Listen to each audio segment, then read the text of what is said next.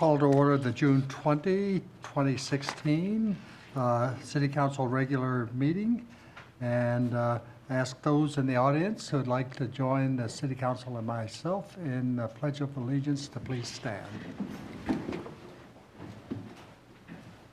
I pledge allegiance to the flag of the United States of America and to the republic for which it stands, one nation, under God, indivisible, with liberty and justice for all.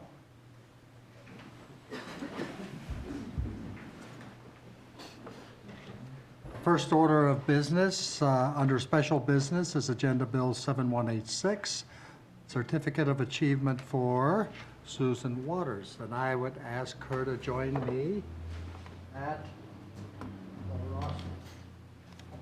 And Jacob, do you want to come up also? Come on out there, because I know it's a family affair. And so Susan received the Governor's Volunteer Service Award for her dedication and hard work on behalf of Issaquah's Emergency Management Program.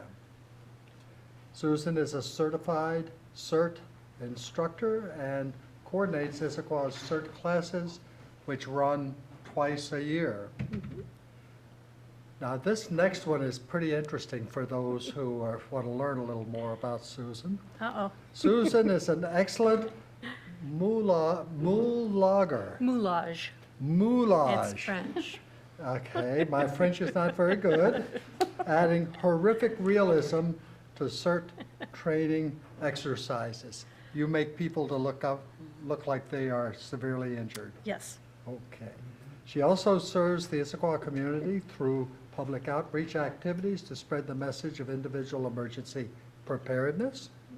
Susan is the secretary of the Issaquah Citizens Corps, and in addition to CERT, is actively involved in the Medical Reserve Corps. She also volunteers with Public Health, Seattle King County, in offering free medical, dental, and vision care to thousands of individuals who might otherwise not receive such care. The City of Issaquah is very fortunate to have Susan as a volunteer, and we are very proud of her work and would like to recognize her achievement in receiving the Governor's Volunteer Service Award. Regrettably, the Governor was not available to join us this evening, and he asked me to do it and there's a beautiful letter in here signed by Jay Inslee. But in addition to that, here is a beautiful plaque, Susan, that will bring back fond memories of the public service that you provided to our community and the region. So thank you very, very much for all you do for our community. And I know you're very proud of your mom.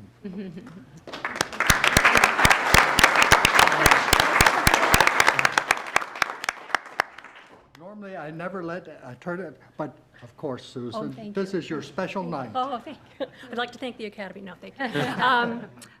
I'm very, very fortunate to work with a lot of generous volunteers here in Issaquah. It's definitely a team effort. I wanted to say a special thank you to Brett Heath and Brenda Bramwell, who support us and make what we do possible. And especially to you, Mayor Butler, and the rest of the City Council for your continued support for Citizen Corps and the CERT program. Without it, we really couldn't do what we're doing. So thank you very much. Well, Susan, thank you. And when is the next CERT class scheduled? So we can get a little commercial in this afternoon if you have that date. Absolutely. The next CERT class will be in the fall. The first class begins on September 21st. And it runs for 9 weeks. Each class is about 3 hours long. We cover everything from fire to disaster medical to prevention to response. And it's a fabulous, fabulous program. We offer it for any citizens here in Issaquah. So tell your friends. Thank you for that soundbite. You bet. And again, congratulations. Thank you, Mayor.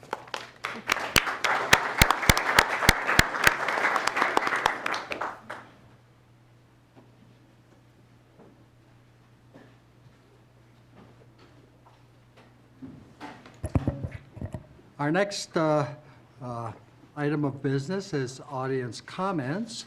A few words about that.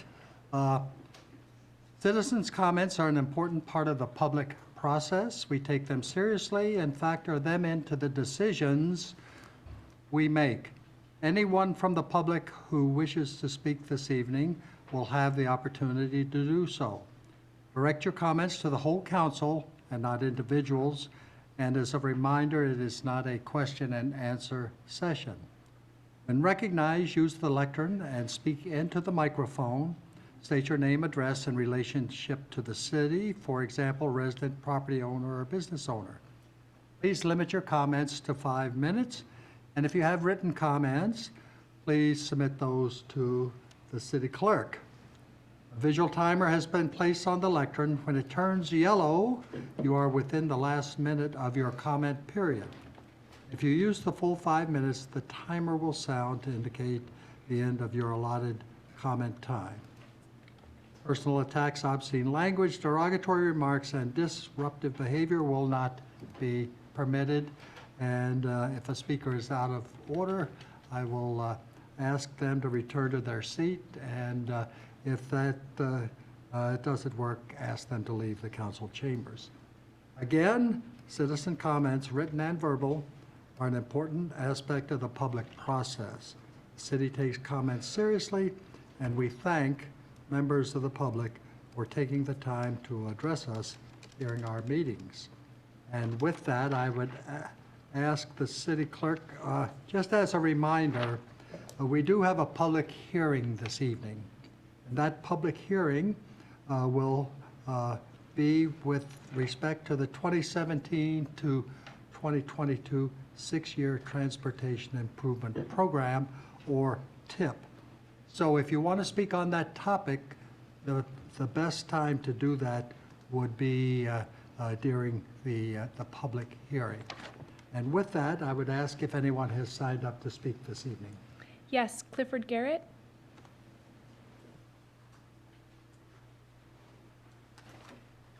Good evening. My name's Clifford Garrett. I'm General Manager of Issaquah Cannabis Company here in Issaquah on 230 Northeast Juniper Street. I submitted a letter for the record, and I'll just take a brief moment to read that letter in front of you all.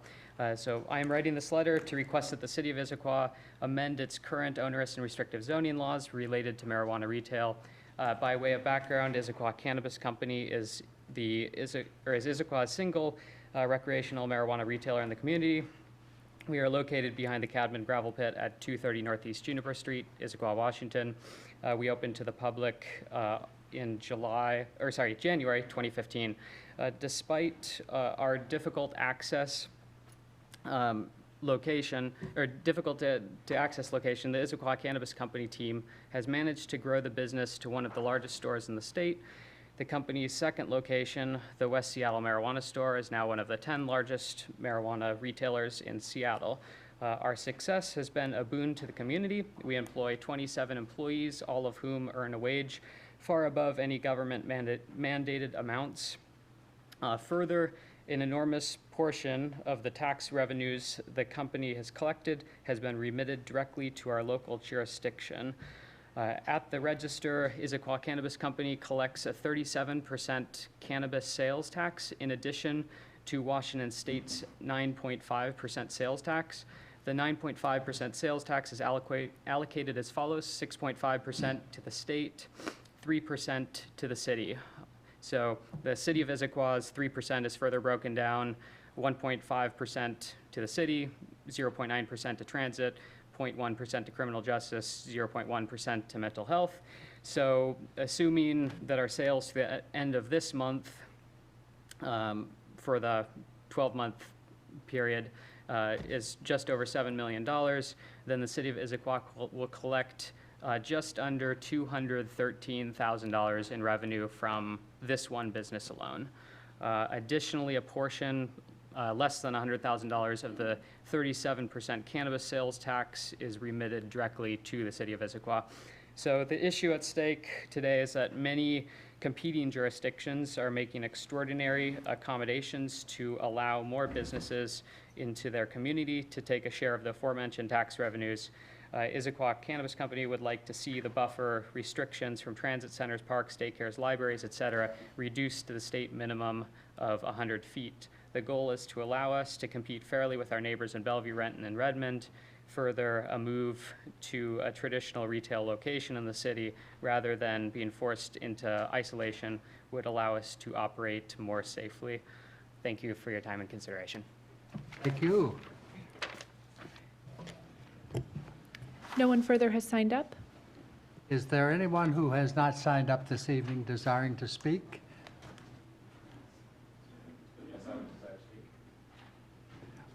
Wait, just a second. Oh, okay. You are next, and Mary, you will be after that.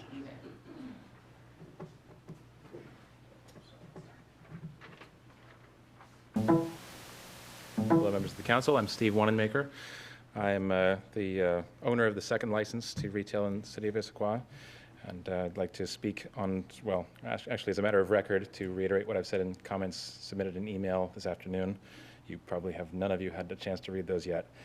At present, Issaquah's zoning laws effectively create a synthetic monopoly for one existing marijuana retailer, who's just spoken. While this company's done a great job operating its business, I believe the city should make changes to its zoning laws to allow for fair competition and increased regional availability for residents of the city of Issaquah. Perhaps the most unfair of all of Issaquah's zoning restrictions is the 1,000-foot buffer imposed between retail stores. This is not a state-mandated requirement and is specific to Issaquah as a jurisdiction. The intent of this restriction is to artificially limit the number of stores in a community. However, if the council wants to limit the total number of stores in the community, a cap of 2 or 3 stores would be more straightforward to impose. In effect, this buffer between stores simply prohibits a person like me from operating out of a retail space for which I have a signed lease. It also prohibits me from operating next door or across the street from Issaquah Cannabis Company. The restriction makes no sense to me whatsoever other than to protect one successful store. Additionally, I would like to see a reduction in the buffers from sensitive areas. For now, Issaquah's restrictive zoning gives a handful of property owners in the community too much leverage and control over licensees such as myself. A reduction in buffers would allow for greater competition for retail space. Issaquah is a community that's been built on entrepreneurship and competition. It is my hope that the council will pass the aforementioned changes to allow for fair competition in this industry. Thank you. Thank you very, very much. Mary?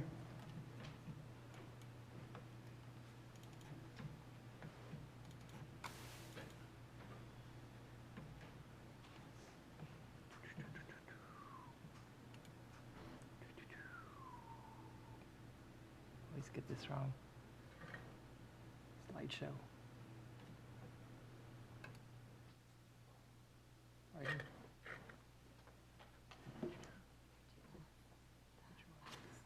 Oh, there we go. Okay. Thank you. My name is Mary Lynch, and I reside at 2690 Northwest Oakcrest Drive, Issaquah, Washington. And I want to come back to the council just to remind you that I requested almost a year ago that we look at signing up with Vision Zero to help educate and encourage people to drive safer and change their behaviors in driving to make this a better place. We also, you did a pedestrian crosswalk study, and I would like to urge you to work with city staff to make sure that they read that and understands the designs that were presented in that. Because this weekend I went down and walked along Gilman Village and saw that there is no pedestrian refuge island being designed or built into the new 7th and Gilman Boulevard. And along that street we have 35-mile-an-hour speed limits. We have bus zones on each side of the street. And so we can conceivably have people coming from 20 to 30 miles an hour out of 7th and turning left or right onto Gilman Boulevard. We can also have people coming at 35 miles an hour down Gilman, don't pay attention or try and run the red light, which a lot of people do. They go through yellow and hit someone, and there is nothing if the people are going to be crossing that sidewalk. We'll have over 600, I think it is, new apartments if we get the next one approved that's now under review on 7th. So Gilman is becoming a residential street. It is not going to be a boulevard as such, and I would think that you should be looking at lower the speed limit. That case in point, would just like to remind you that at 30 miles an hour, that's not even 35, that 5 out of 10 people will probably be killed if they're hit by a car. And at 40, which we all know people around Issaquah go because of the 85% rule, go above the speed limit, along Gilman, you can expect to have some more deaths in the coming years if we don't do something about that, and also the way we design intersections. So I would encourage you to work with city staff, get them to understand what the pedestrian studies have done, and what they're encouraging new designs and intersections, and that they follow those. They aren't right now. Also want to, next slide.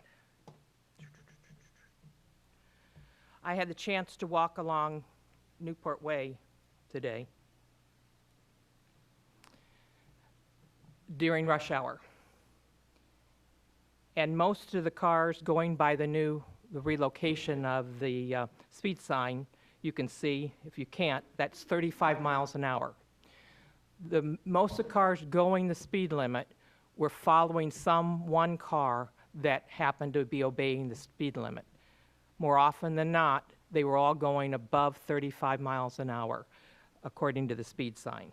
And this is in the morning. There were pedestrians walking along there.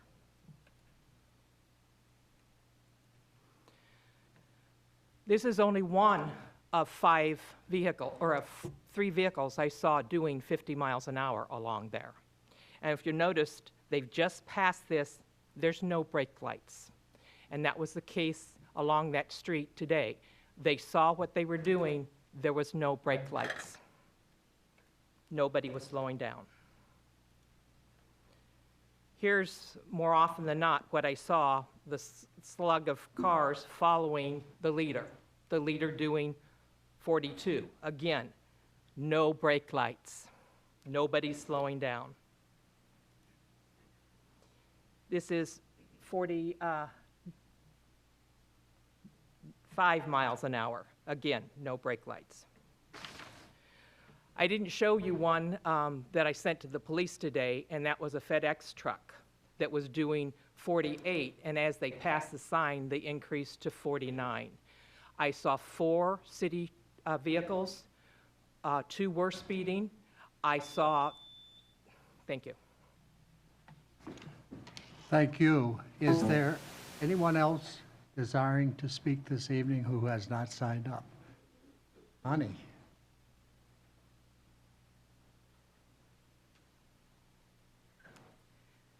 Hi, my name's Connie Marsh, and I live on Squawk, and for a little while longer I'll have a store, but it's closing October 31st, so you know. But moving on, Gilman Boulevard, you aren't supposed to get across the street per the plans. And so why would we have a refuge island? Because the road says people aren't going to go from one side of a retail street to another side of a retail street. So, see, we have Atlas, we have trees going down, we have a lot of conversation about the community needing to pay, and I think what we have is a lack of trust. Most of the people in the community who are looking are saying, this is what is happening to the town that we held dear. Things are changing, and they are not good changes. And now we're being asked to trust you all to make good decisions and give you excess money to support these types of decisions. And I can tell you, it's really hard to want to trust it, because I can't. I read the rules, I see that the plan is not in place to get us the quality city that we all want. So I can't see my way to giving you more. when I don't think what we've already given you is giving us a town that we want to live in. People who move into in the future won't know the difference, but those of us who have lived here can remember. And as it erodes, our hearts break, and you ask us to help you break them more. And it just doesn't seem like you understand, by you, it is like the overarching city government, I'm not talking to anyone personally, don't seem to understand that we get it. We understand growth, we understand traffic, we understand that it takes money. We are paying attention, and if you talk to us more like you just don't get it, that's just gonna make us more unhappy, because we do get it. I don't think you're listening to our hearts and homes. What you're looking at is you're looking at a city and how to grow it. And they're two very, very, very different animals. And you cannot plan them the same way. Unless you address the community, you are not going to have a successful town. And the community has been, to a large extent, evicted from the process for many years. So if you allow us in and you listen to us, we can together do something amazing. But until you do that and decide we have wise words, I don't think we're going to get very far. Thank you. Thank you. Is there anyone else who has not signed up to speak, desiring to speak this evening? Anyone else? Anyone else? Audience comments are closed, and we will now move to committee and regional reports, beginning first, Councilmember Batiste. Thank you, Mr. Mayor. On June 7th, I attended a call to action, which was the June event for the Eastside Human Services Forum, which was in partnership with the Eastside Refugee and Immigrant Coalition. And this focused on creating a welcoming community and embracing diversity. And it was actually quite an amazing event. They did announce that on September 16th through 25th is National Welcoming Week, and so if you'd like to learn more about that, you can go to one of those groups' websites. And the next meeting is September 21st at 8 a.m. This concludes my report. Thank you.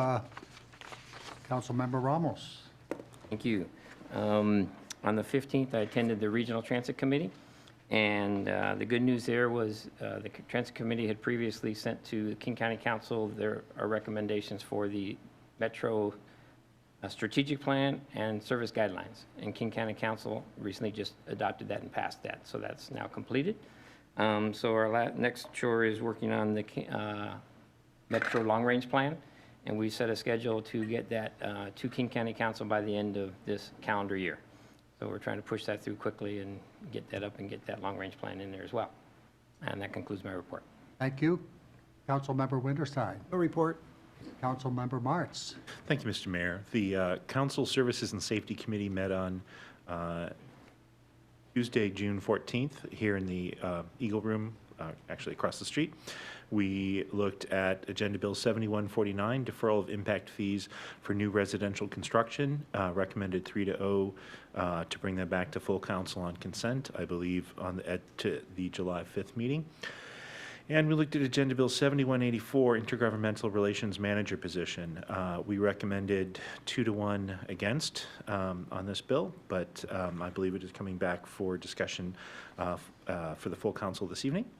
And then there was the Sound Cities Association PIC meeting was held on Wednesday, June 8th. There was nothing actionable to come out of that agenda. King County Growth Management Policy Council will next meet Wednesday, July 27th. King County Emergency Management Advisory Committee, EMAC, met on Tuesday, June 14th, and unfortunately I was unable to attend. I know that there was a discussion about the results of the Cascadia Rising. So if I can get those materials, I will forward it on to folks. But my understanding was it was very successful, and Issaquah's engagement was a real part of that. Washington State Emergency Management Council, that's the state one, is next going to meet Thursday, July 7th from 9 till noon at Camp Murray. And That concludes my report. Thank you. Councilmember Barber. No report this evening? Councilmember Pauley. Thank you, Mr. Mayor. The next Land and Shore meeting will be on Tuesday, July 5th, prior to the council meeting. I don't have a start time. It's 5, Dave? 5:30? Okay. And that is not our normal meeting time, but in order to fit a meeting in July, we're going to have to do it on July 5th. The topics we will be discussing, AB 7191 is going to be various amendments to the Land Use Code and the Central Issaquah standards. They deal with sky bridges, definition of on-street parking, building encroachments into the public realm, performance standards for streets, for street standard reductions policy, changes to the non-motorized maps, on-street parking credit, urban driveway standards. And that's an item for action on the agenda. We'll also be taking our first look at AB 7197, which is changes to the code dealing with construction hours. We'll be asked to take action on that one as well. Cascade Water Alliance Board meeting will be held this Wednesday by conference call, 3:30. And the Cascade Water Alliance Resource Committee did meet on June 9th. It was a discussion of a couple of contract awards related to the management of lake taps. The next meeting for the Resource Committee is July 14th at 2 o'clock at Cascade Water Alliance's Bellevue office. Eastside Fire and Rescue's Finance and Administration Committee monthly meeting will be at 12:30 this Wednesday at headquarters. We will be reviewing a schedule for the 2017 budget review and reviewing a draft Eastside Fire and Rescue Board policies related to budget and financial policy. I will be attending the AWC annual meeting in Everett this Thursday on June 23rd, and that concludes my report. Thank you. Council President Goodman. No report? Thank you. Highlighting a number of several items from the mayor's report this evening. There will not be an executive session. As Councilmember Martz pointed out, the city of Issaquah did participate in Cascadia Rising. I'm very proud of the hard work and response that our city team demonstrated during that exercise, which was held June 7th through the 9th. Our dedicated staff, volunteers, and the Washington State National Guard working together with us refined our procedures for responding to a major disaster. I attended the June 9th Puget Sound Regional Council Policy Board meeting. We recommended certification of the Newcastle Comprehensive Plan and received an update on Transportation 2040 travel trends. I also attended the 2016 Second Quarter Economic Development Council Board meeting on June the 15th. I was elected to the board and to serve on the executive committee. I also received an interesting presentation by a panel on opportunities and challenges in life sciences and health. The meeting was held at Swedish Issaquah. That concludes the mayor's report this evening. I would ask if the accounts payable and payroll for June the 20th have been reviewed. They have? Thank you. I would now ask the clerk to read the consent calendar into the record. The consent calendar was distributed to council in advance for study. If authorized, council action will occur by single motion regarding the following items. Item A, seeks approval of accounts payables and payroll of June 20. Item B, seeks to approve the city council regular meeting minutes of June 6. Item C, AB 7132 bid award 2016 water main rehabilitation project, seeks to award bid. Item D, AB 7134 bid award Front Street Railroad crossing upgrade, seeks to award bid. Item E, AB 7148 2015 building code adoption, seeks to adopt an ordinance. If approved, the ordinance will be assigned number 2768. Item F, AB 7193 2015 fire code update, seeks to adopt an ordinance. If approved, the ordinance will be assigned number 2769. Item G, AB 7197, amendments to IMC 16.35, construction hours, seeks referral to Council Land and Shore Committee. Item H, AB 7202, Front Street Issaquah Hobart Gilman I-90 to SR-18 study, partnership expenditure request, seeks referral to Council Infrastructure Committee. Item I, AB 7204, Human Services Commission midterm appointment, seeks to confirm. This concludes the reading. Thank you. Does any council member desire to remove an item from the consent calendar and consider it under regular business? Council President Goodman. I would move to adopt the consent calendar as presented. Second? All those in favor of approving the consent calendar as submitted signify by saying aye. Aye. Those opposed? That carries unanimously. Moving now to the public hearing, Agenda Bill 7178, the 2017 to 2022 six-year transportation improvement program. We will kick things off with a introductory briefing by our transportation manager.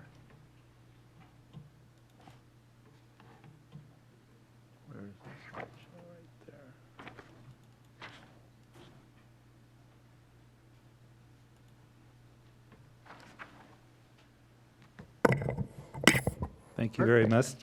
Thank you very much, Mr. Mayor. My name is Kurt Seaman. I am the one of the newest additions to the Public Works Department. I'm the transportation manager here, and very happy to be here, and very happy to give you all a brief overview and introduction to the Transportation Master Plan for 2017 to 2022. So first, I'd like to start out with a little bit of background for anyone who's not familiar with the TIP, Transportation Improvement Plan, why we do one, what it is, why we do it, and what the process is. So first of all, why we do it, well, first and foremost, it's a requirement of RCW, the Revised Code of Washington, specifically Section 357710, which, if I can just quote a brief part of that, is that the purpose of that is that each city and town shall perpetually have available advanced plans looking into the future for not less than 6 years to guide and carry out a coordinated transportation plan. So that's the legal requirement. There's also a funding requirement for the city to be eligible for state and federal funds as well as regional funds. Those projects must be shown on our TIP.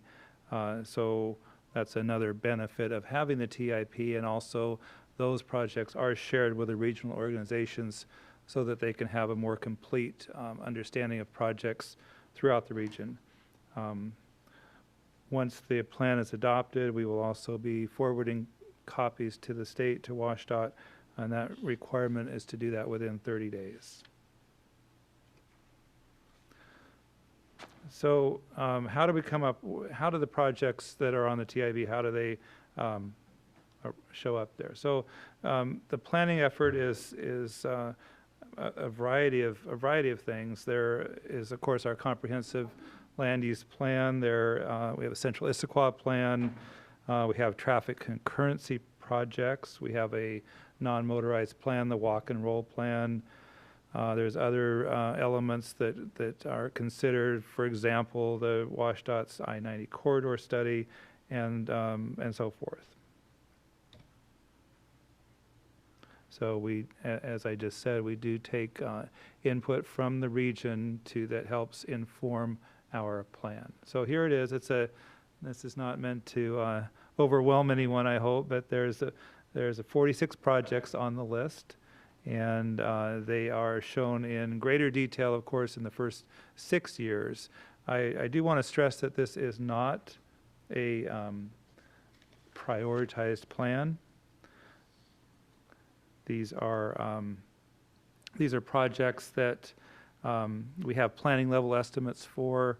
The costs are likely to change as we move forward and prioritize the projects, and probably the primary way those projects are prioritized is through working with the community and with all of you in the budget process to make sure that we have the right projects in there, the appropriate projects.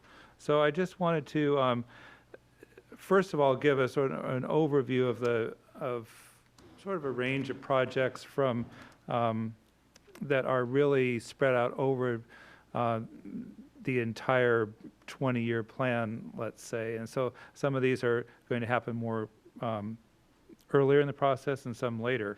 But some of these, and I can just real briefly highlight to give everyone a feel.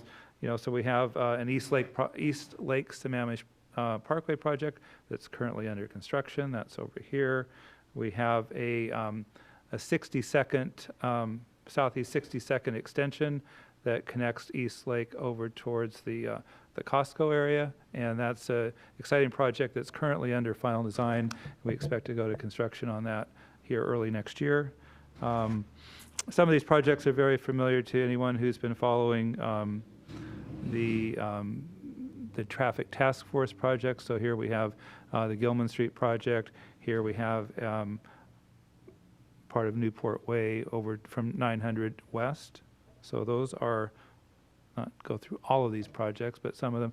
And then in the yellow is some other projects that are also currently in the works. We have another portion of Newport Way here.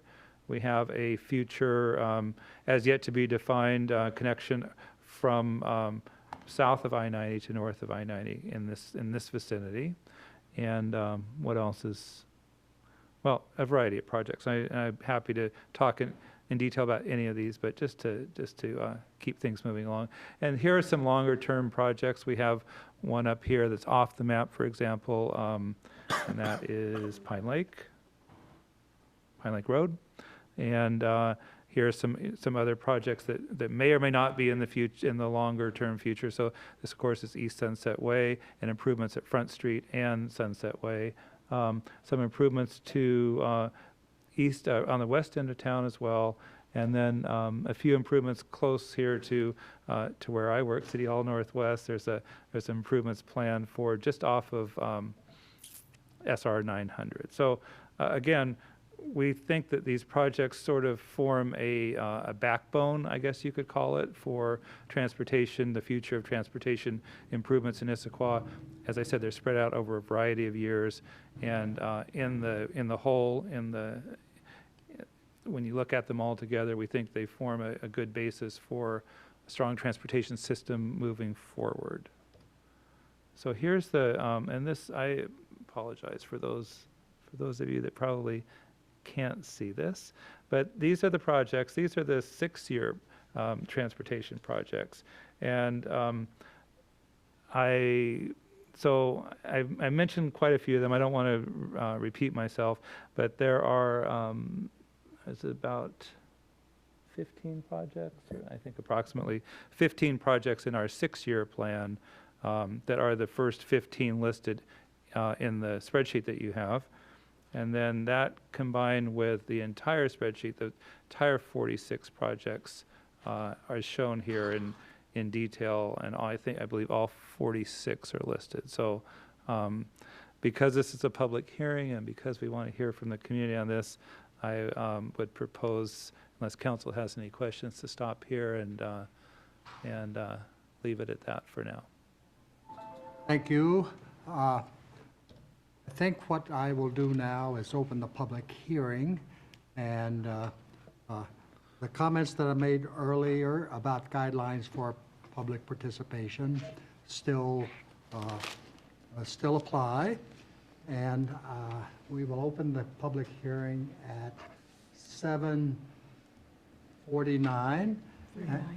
Oh, thank you. You're welcome. 7:39.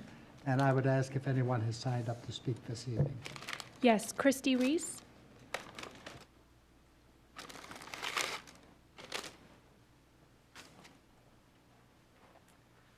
Good evening, Mr. Mayor and council members. Thank you for allowing me to speak. My name is Christy Reese. I reside at 22513 Southeast 47th Place in Sammamish, Washington, and I'm here to request your partnership with the city of Sammamish. I live on the border between Issaquah and Sammamish, and I've got 2 issues that I'd really like your coordination and partnership with Sammamish.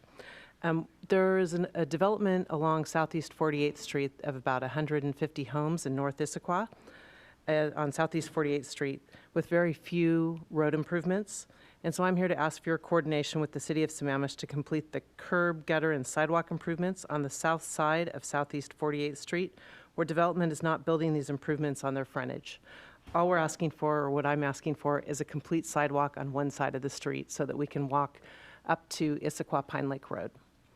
The second item is that I'd ask that you coordinate with the City of Sammamish to complete the improvements under your Transportation Improvement Project, the TIP, which was just presented, project number 17 on Issaquah Pine Lake Road, so that it matches the planned improvements in the City of Issaquah, or City of Sammamish, excuse me. Right now, my understanding, and I went to the open house, so thank you very much last week, and to the City of Sammamish Council meeting. Right now, Sammamish is waiting for Issaquah, and Issaquah is waiting for Sammamish. So I'm afraid that it'll get lost and that the road will never get improved. And my understanding right now is for Sammamish, they've got a project to have 5 lanes north of Southeast 48th Street on Issaquah Pine Lake Road, and then it's going to go into 2 lanes on the Issaquah side of the house. So 5 lanes going to 2 lanes is really going to create a bottleneck. And my understanding is that you guys are talking about annexing, and it's probably the wrong word, or right-of-way, I'm not sure what the right word is, where Sammamish would take over part of that, and you're requesting for another part of another street where we've got the same problem. So I'm just really here to ask for your cooperation and partnership. All of these improvements would address safety, traffic volume, and bikes and pedestrian lanes that currently don't exist today or with future development. So thank you very much. Thank you. Next is Jim Stanton.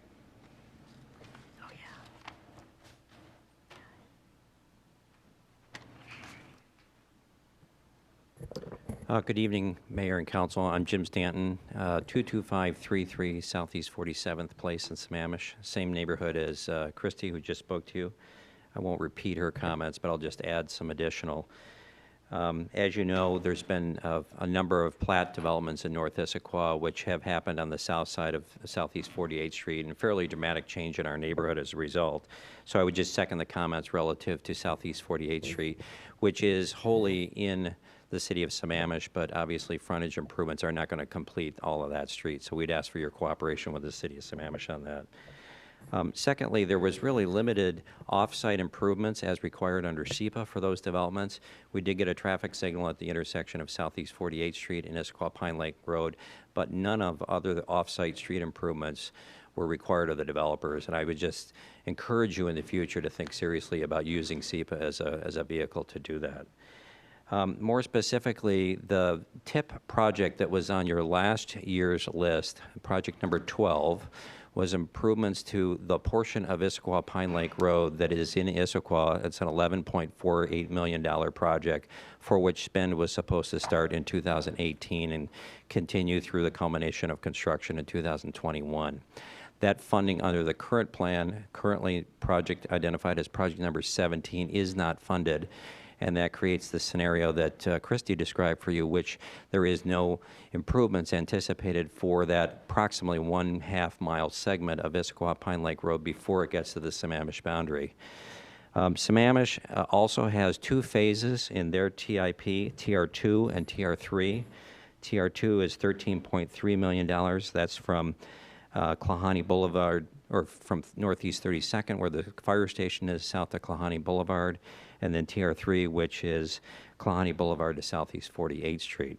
Those 2 projects are about $33 million. And as a result of what Christy described with the with Sammamish saying they're waiting on Issaquah, Sammamish has taken funding out of the TR3 project, which is Southeast 48th Street to Klahani. So essentially, we're going backwards instead of forwards relative to funding on both sides of the line to complete that important collector distributor. So again, and as was mentioned earlier, I know there are discussions between the 2 cities about potentially Issaquah giving the right-of-way on Issaquah Pine Lake Road in exchange for Southeast 43rd Street, which you know has some challenges due to annexation boundaries on that street. Certainly, if you're not going to fund the portion of the road currently in Issaquah, we would encourage you to work out arrangements with Sammamish to facilitate the transfer and right-of-way, so at least we can get all of the street segments in the same jurisdiction and therefore be able to pursue funding within one jurisdiction. Thank you very much. Thank you. No one further has signed up.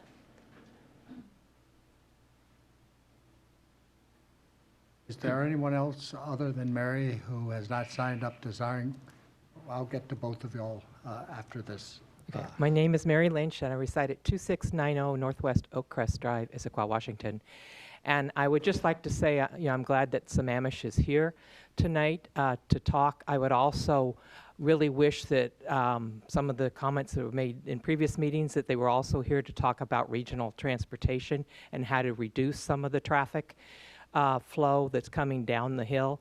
Because when I look at our budgets, a lot of the money that has been spent and is to be spent in the next couple years is basically due to pass-through traffic from Sammamish. And so my concerns is for us to spend more money on pass-through traffic versus on local traffic is a big concern. I see that Newport Way is in there. I hope it stays in there. My concern is how far out it is, because we do have developments that are happening out there right now and are bringing major dollars into the city. And we're still talking that those developments will be done before we get funding to do the Newport Way roadway. And that also carries and will continue to carry a lot of through traffic, and it has been identified as a Mountain to Sound Greenway project, and I would hate to see it's going to be another 6 to 7 years before we improve the trail along there from Mountain to Sound Greenway. I also would like to see more of the budget spent towards really helping pedestrians and other local transit type of opportunities than just through traffic projects on here. So the other thing I would like to see is, you did talk about last week a new process that we're going to be using for this, but one thing I haven't heard talked about, which did come out of the task force, is a transit citizens mobility council. And I would hope that you take that on as part of looking at what the task force recommended, and that be a group of concerned citizens that work with the staff and city council to propose the projects and make sure that they're happening correctly, get the citizens' input, and really are safe projects and follow the rules that the pedestrian study has come up with, and the rock and roll or walk and roll project has identified. Because to date, as I said earlier, I really haven't seen that those concepts are applied in the current projects, and we don't have a whole lot of input until it's done, and all we can do is go out and critique, and that's not a very nice place to be, because I know we aren't liked because we're critiquing things. But if we can be involved early and help direct city staff to do what they should be doing for safety, for pedestrians, for bicyclists, and for local traffic, it might make for a little bit better environment than just being critiquing and say you didn't do it right again. Thank you. Who wants to go first in the back row?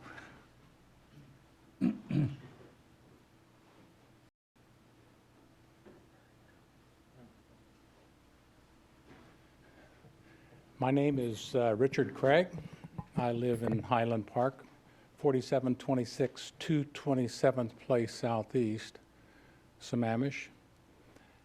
I'm only 2 houses north of Issaquah property line. One of the things that, and by the way, I'm on the board of directors for a 95-home Highland Park development. Over 25 years there that we've been living. And one of the things that I wanted to make mention is thanking the council and those responsible for helping the contractors to put in a stoplight at the Issaquah, Pine Lake, and Southeast 48th intersection. It's improved our safety. it was a big deal not being able to pull out onto the Issaquah Pine Lake Road without being somewhat threatened. But anyway, that's been resolved. It was you, the council, and those responsible for helping the contractors to come up with that necessary funding. One of the things that I've been told is from our members is they like to use Southeast 48 as a walk area to, well, just to get out and walk and enjoy that area. A lot of people are walking through there, by the way, if you haven't been there. A lot of people are walking through there to see where all of these trees have been cut down. I mean, we have, I don't know, over 10 acres of area that has been cleared. And, okay, so our pedestrians are going through the area, but there is no walk space, no sidewalk for them. I would like to encourage you to work with our city to help facilitate sidewalks and safe places for bicyclists, for our pedestrians.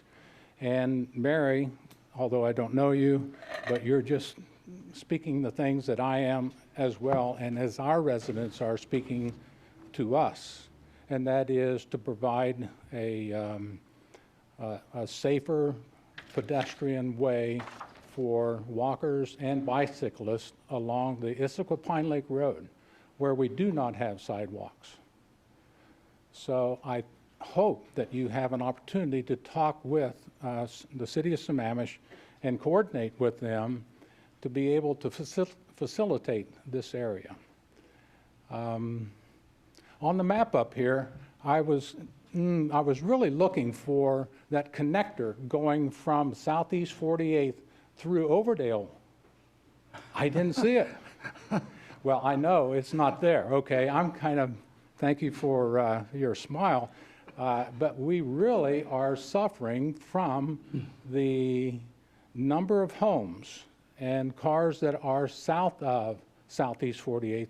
We're going to be suffering from all of that traffic coming north onto Southeast 48th, and then it's impacting everybody else who is coming down from Sammamish into that area. So don't know that that would be in the future. It doesn't hurt to start talking about it.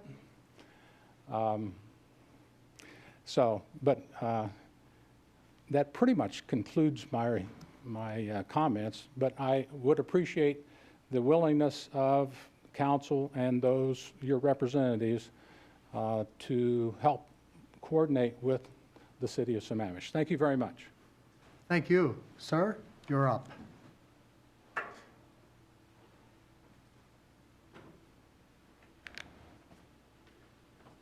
Thank you, Mr. Mayor. Thank you, Council. My name is Dick Starr. I feel like we're having a neighborhood meeting here. I see my familiar neighbor faces. I live at 22507 Southeast 47th in Highland Park also. I will try not to repeat the request, although I would like to emphasize the requests of sidewalks, safety, biking. Those issues are of serious concern to all of those people north of Southeast 48th. I'm in the process of forming a South Sammamish coalition to address many of the safety transportation issues. That will be a coalition of entities and people, interested people, whoever, and they will be forming as a group to address many of these things. Of course, many of their comments will be addressed to the City Council at the Sammamish.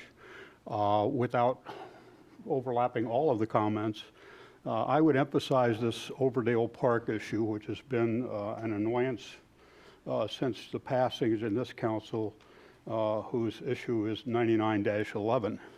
That tells you how long ago. We're dealing with this almost 20 years now. The last time that I believe that you addressed it was in 2008 when you reconfirmed 99-11. I believe that it's fair to say that the citizens of that area, and not all the citizens of Issaquah by any stretch, but they haven't borne any sharing responsibility of the increased traffic. I read your comment from the description and the definitions of those traffic, and as that is regarded as primarily a residential neighborhood. Well, so is ours. I don't believe that the people in Overdale Park deserve or need any special protection through traffic. I think they need to share the burden of our region. When 9911 was passed, there was no sharing to really be considered. It just wasn't an issue at the time. We've had the big commercial developments, the magnet of Costco, if you will, a lot of traffic down through that area. They put speed bumps in. They finally had to remove the speed bumps because they were illegal. Overdale Park has been afforded far too much consideration and the lack of consideration for sharing the regional burden. I would ask the council to address that and would hope to see some cooperation with that change in the future. I'd like to come back at some future time and talk to you on the basis of the South Sammamish Coalition being formed. I thank you for your time and your attention. Thank you. Is there anyone else desiring to speak who has, yes, sir? I will. I had to think of something to say. It takes a while. Well, good evening. Lou Novak here. I'm at 230 Northwest Holly Street, close to Confluence Park. And I feel that I'm withholding evidence if I don't invite someone in traffic or planning to call me. I see so many simple solutions that don't require much effort. And basically, I walk, bike, enjoy friends with tennis 5 days a week over that Mr. Mayor Butler helped start years ago. Please come by and play with us sometimes. We miss you. If someone wants to call me, 425-369-9272, I will give you 4 things at least that are so simple to do. I know you think in long-term things, but I'm thinking by the time you get funding for things, we could have already eased up some traffic bottleneck areas. Example 1, Sunset right here. People park in front of the log bar there, while people can't even turn onto to Front Street. If there was no parking there for a couple of hours a night, that would free that up. One example, taking down 2 signs. How much funding does that take? I don't know. You know, it takes planning, I know, but no parking in some things, some isolated turn lanes. There's signage, to me, is, there's too much signage, but there's also too little direction. I don't know if any of you have been to Europe, but if you drive around Europe, if you're in this lane, you're going that way. There's no choice that you're going to be jumping back and forth. So I think if we can help with delineators, it's not a big deal. Give me a call. Lou Novak, 425-369-9272. Thank you. Thank you. Is there anyone else this evening desiring to speak? Yes, sir.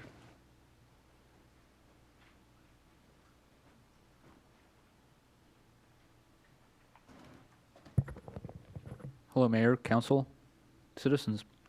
My name is Steve Pereira. I live at 170 Northeast Dogwood Street, going on 9 years now. So I'm kind of excited about that. So thank you. I just took a couple notes on some of the items. I can't correlate it directly with the spreadsheet because there wasn't a page number on it. So I'm just going to comment on a couple of the items in the sheet, and I'll reference the top of the page of what the article is just to try to correlate.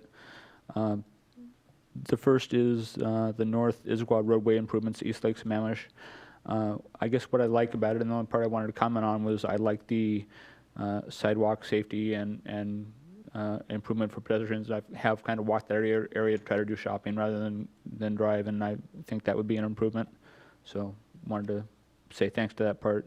Again, not parking, no comments on the traffic or anything else for that section.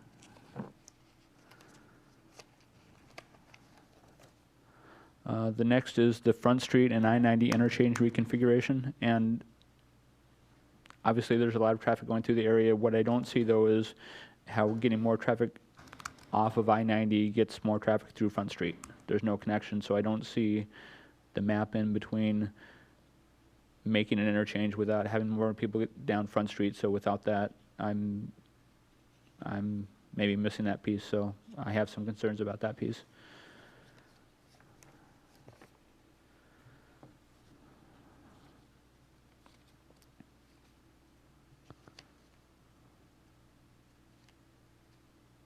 Dog-eared pages.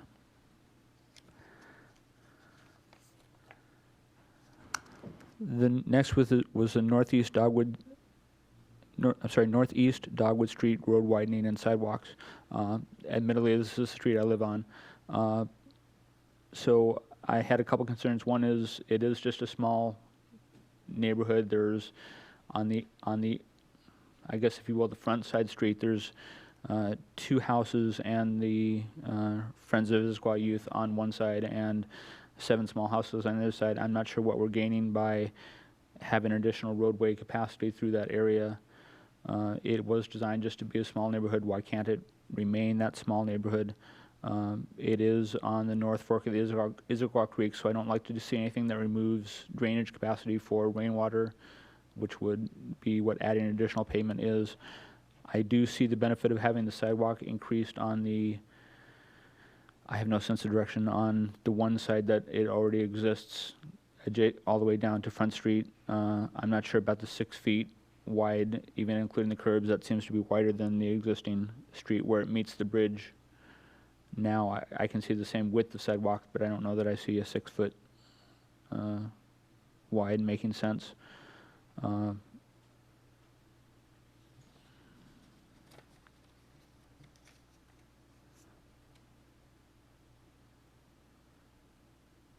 So the next was the Maple Street Commons improvement, and it's just a concern I've heard expressed. There's talk about the roadway or putting a roundabout there, and one of the things I've heard comment on is not sure that the roundabout would be large enough to gain the improvements or benefits from traffic. I guess I can see putting it in a plan. There's no funding for it at this point, but I'm not sure that until that gets addressed, I'm not sure about moving forward with that piece as well, until that's better understood by the community. That's it. Thank you. Thank you. Anyone else desiring to speak this evening?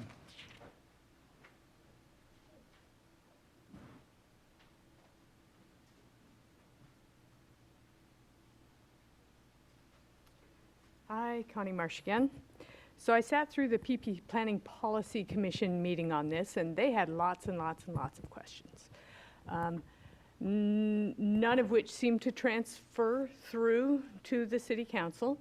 So I'm going to do what I can to remember what some of their concerns were, because they echoed some of mine. In the past, the TIP was submitted with a lot more information.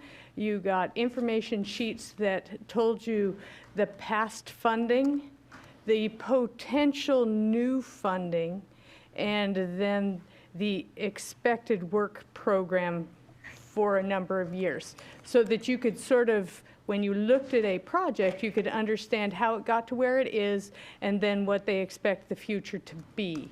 And in the last few years, that seems to have slipped away. It wasn't in last year's budget. It used to be in the budget also. So when you were making these budgeting decisions about which roads you wanted to have put in, those sheets were no longer there. They were just sort of an add-on. And so without that information or context, it becomes difficult to understand in a purely funding way where you might get the money for such projects. And because the TIP is one of those mechanisms that with which you are trying to get money, it seems like a large missing component. The question of prioritization. So last year, the TIP was not prioritized by the council. There was no separate meeting. I suppose to some extent, without any sheets, it did go through the budget session. And so that was a concern, and one would hope that that would never happen again, because if transportation is so important, you would think you would have an excess of information for making the budgeting decisions. So one of the things that did happen at budget is you agreed to fund some parts of the Holly Street design. But at the same time, I remember sending an email saying, well, you know, we're getting a bridge across Confluence at the same time. And so do you really want two bridges being built for pedestrians over the creek within a 2-minute walk of each other? And so earlier this year, you all said, yes, we want to go for grant funding for the Holly Street Bridge, even though the Confluence Bridge is being built. So some of these decisions seem like they are missing context. If we are having to go out to the public to say we need money, should we be building two pedestrian bridges within a 2-minute walk of each other? I echo the comment that we don't have the capacity to solve our pass-through traffic problem or our own traffic problem, because we are, this is my favorite, we are like a gigantic tick where we have capacity in the body, but we don't have any place for the cars to go. So we can build endless amounts of places for people to wait during high traffic hours, but they cannot go anywhere. We have to look at a different way of thinking. How do we actually get the cars off of the road? And how do you actually convince the public that the time has to change and we have to look at transit, biking, walking, living near where you work, and better yet, the corporate entities figuring out how to house their actual workers where they are building their jobs. And all of this is stuff that the city has not even budged. We haven't even looked there. We haven't even had the conversations. So I think we need to head that direction rather than just building endless road capacity. Thanks. Anyone else desiring to speak this evening? Anyone else? Third and final call. Anyone else? Seeing none then, the public hearing is closed at 8:07. And with that, this is coming back from the Infrastructure Committee. I can briefly address. Okay. So this topic came, this agenda bill, came to, excuse me, the May 19th Infrastructure Committee meeting and recommended moving forward. I vaguely recall having a brief discussion about the planning policy recommendations. One of those, there's 7, and the parking garage was added to the list. So that's in the list here. It's the parking garage in Old Town. Yes, it's on page 140. Thank you. The PPC letter that was transmitted. And the parking garage was added to the list partly because we've talked about it for years and years and years. And in order to qualify for grant funding, in some instances, it needs to be on the TIP. And so that's the reason that it was recommended to be added, and that's the reason that infrastructure recommended that it be added. There's also a mention of strategic funding plan for Issaquah transportation needs. We have the mobility master plan that we've talked about, and it seems that that would potentially be the same thing. The other items here, I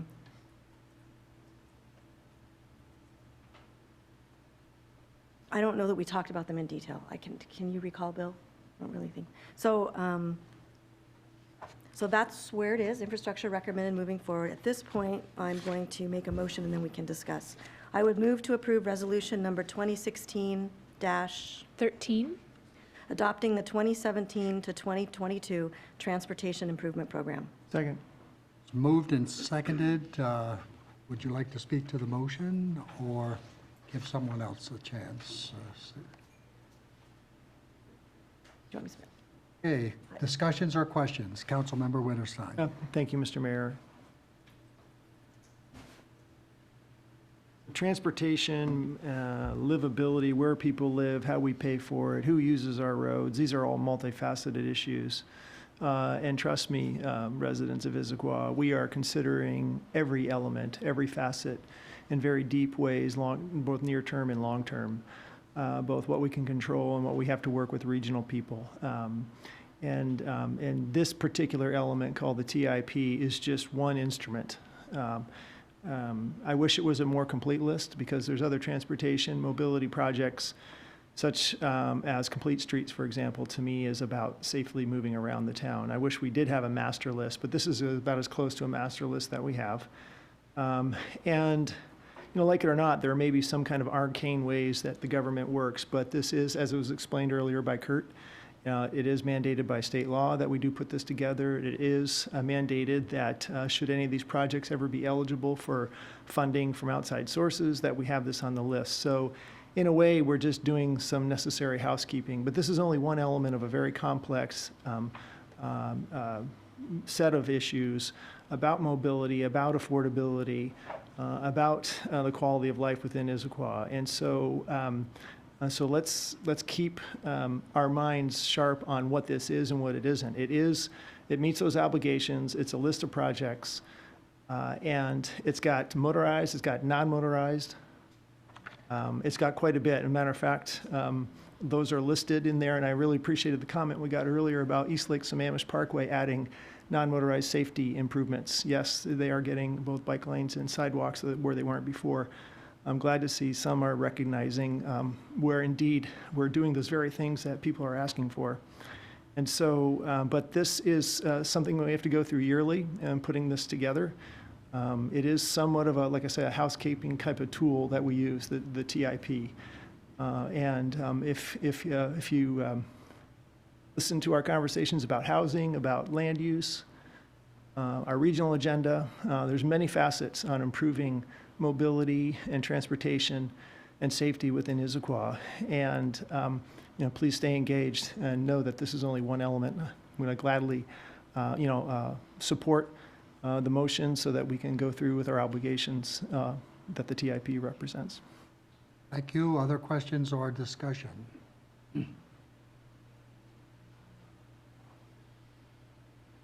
Stacey? Only that I couldn't say it any better, and I support it as well. Other questions or discussion? All those then in favor of approving resolution number 2016-13, adopting the 2017 to 2022 Transportation Improvement Program, signify by saying aye. Aye. Aye. Those opposed? That carries unanimously. Moving now to regular business, Agenda Bill 7150, amendments to the Land Use Code and Central Issaquah standards involving marijuana, bicycle parking stations, and shared use and non-motorized routes. This is coming back from the Land and Shore Committee. Councilmember Pauley. Thank you, Mr. Mayor. So Land and Shore had this, two touches on this agenda bill. It covers a lot of different things. It is amendments to the Land Use Code and Central Issaquah standards for regulations around marijuana, retail marijuana, bicycle parking stations, shared use non-motorized routes, and also another item in there that was in the original agenda bill was adding light rail zoning as an allowed use in all zones of the city going forward now. I have some comments that I'd like to share with you, but I'll make a motion first. Move to adopt ordinance number 2770, amending codes related to bicycle parking stations and marijuana regulations. Second. Moved and seconded. You want to kick it off? Sure. Please. Just to give a little background, these tend to be rather complicated and difficult agenda bills to get through because they're code use changes on a variety of topics that aren't even remotely related. And so it's a little bit of a mind bender. So I thought what I would do is give a little background on a couple of these items. Originally, the agenda bill and the supporting documents still contain it. There were several documents on shared use non-motorized routes, and that is not going forward at this time. So if you want more information on why, I can fill that in for you. Also, the adding light rail as an allowed use in all zones in the city is also not going forward now. So that is the recommendations coming out of committee. Bicycle parking stations proposed to be added in all zones in the city was supported by the 3 members of the committee.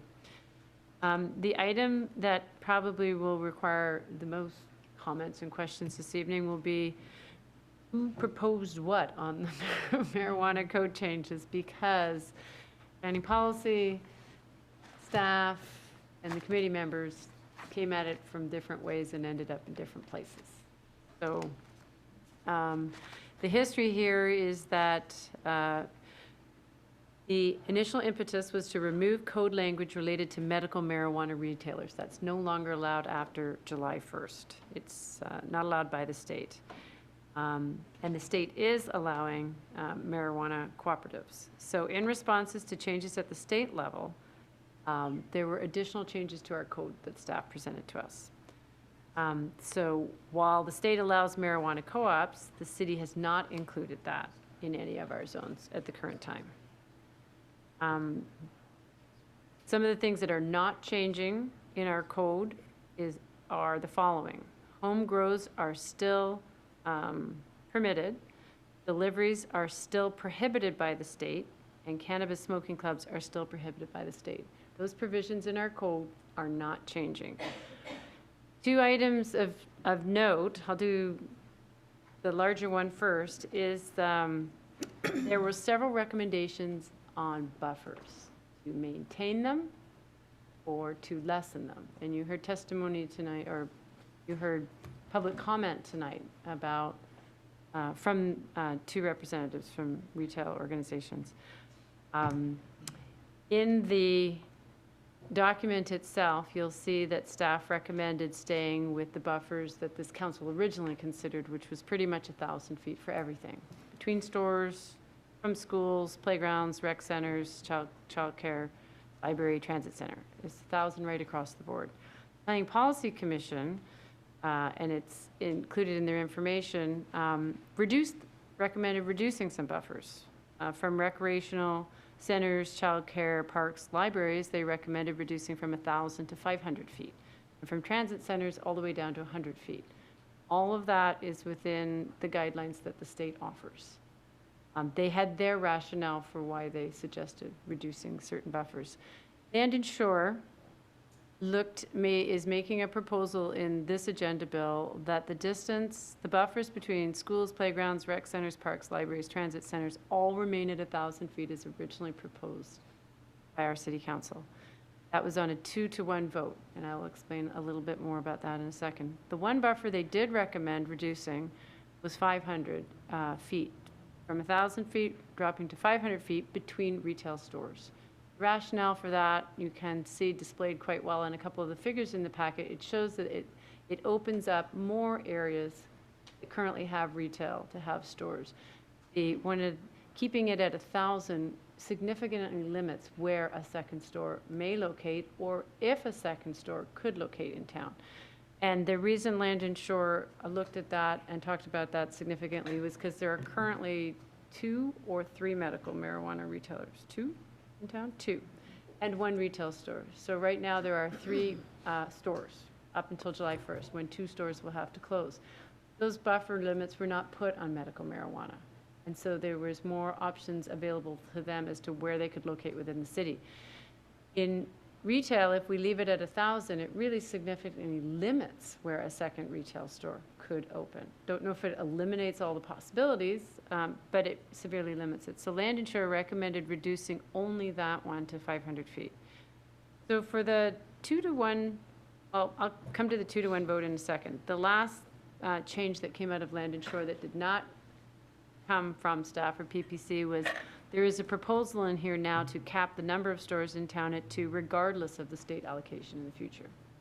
So instead of allowing whatever the state allocates, this is a little stop gap that if the state decides to change allocations, we can come back and revisit our code. And if we want to go to 3 or 4 stores, we can change it at that time. But for now, it allows 2 retail stores to operate in town. That was new to this bill from Land and Shore. So the 2-to-1 vote, and maybe the other committee members would like to weigh in on this as well, I'm the one who voted against the buffers that we recommended in here. I voted for less restrictive buffers after a lot of discussion with the staff that came to support it and speak to it. I was actually proposing buffers, leaving the buffer at schools and playgrounds as is at 1,000, going with the 500 feet between stores, and then for the recreation center, childcare, park, and library, reducing the buffer to 500, and for the transit center, reducing the buffer to 100, as the Planning Policy Commission had recommended on the last one, the transit center one. And my rationale was that this is a legal business operation in the state. It's licensed, it's regulated. There aren't other businesses in town that have these particular restrictions put upon them. And while this is a new and emerging industry, and we're not exactly sure how all this will play out, I felt that the restrictions, the buffers were overly restrictive. And so I was the one in opposition to the ones that you see presented in the bill. And Mariah or Stacy, if you guys would like to comment? Sure.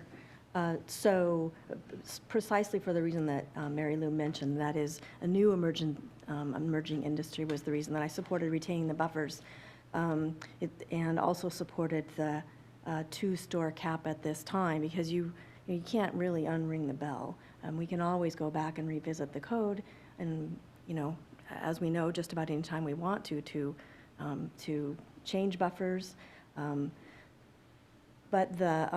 that's why I didn't support reducing the buffers. As far as the cap goes, I like having the cap in there so that we are in charge of our own destiny. The state at any time, and has already one time, increased the number of licenses issued to Issaquah. And so if it increases again to whatever, what if it's 10? We can come back and revisit that, but to not have a cap and let the state be in charge, I was uncomfortable with.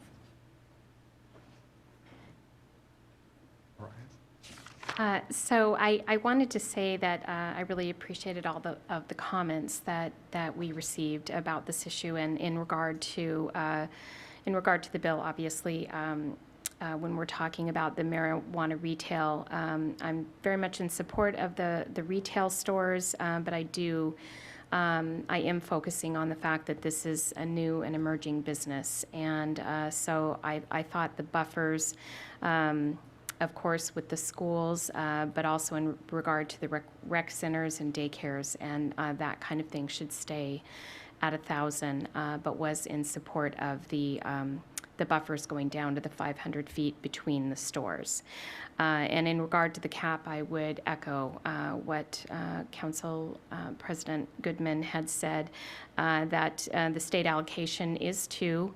And if the state allocation were to change, this could come back before council, and council would have the ability to review the code at any time if that state allocation were to change.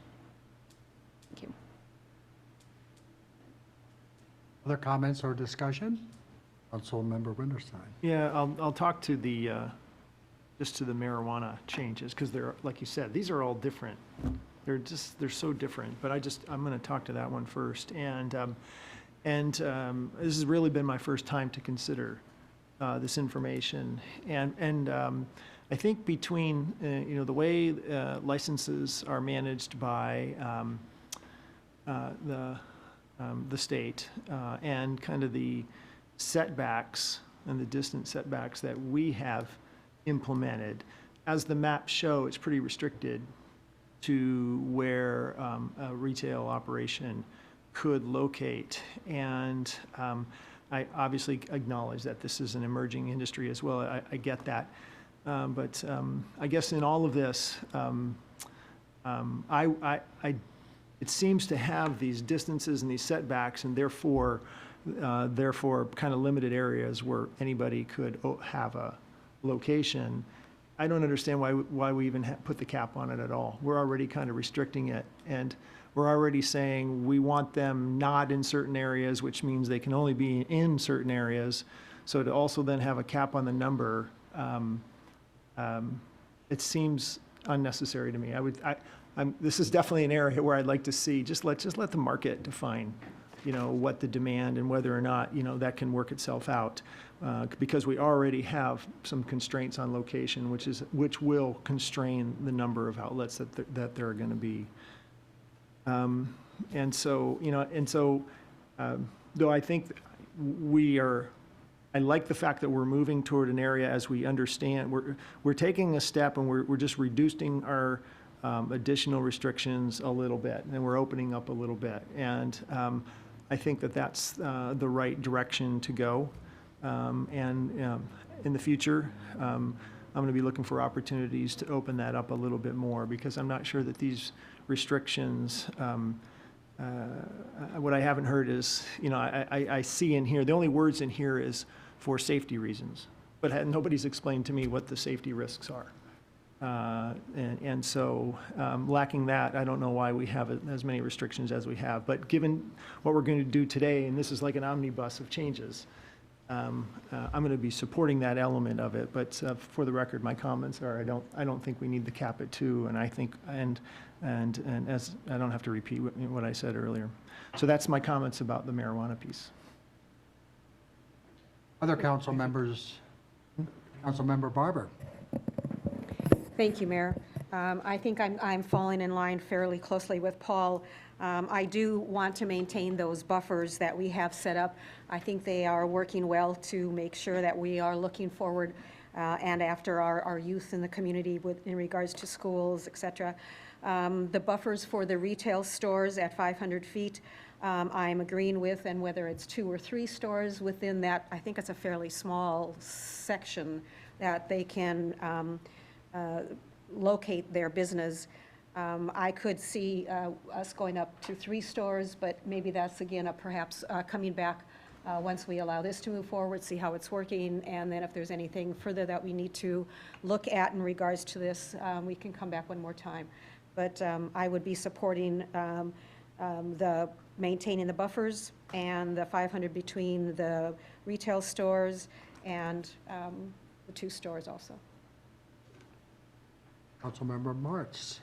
Thank you, Mr. Mayor. This has been a fascinating topic over the last, 5 or 6 years that this has been an experiment for the city of Issaquah.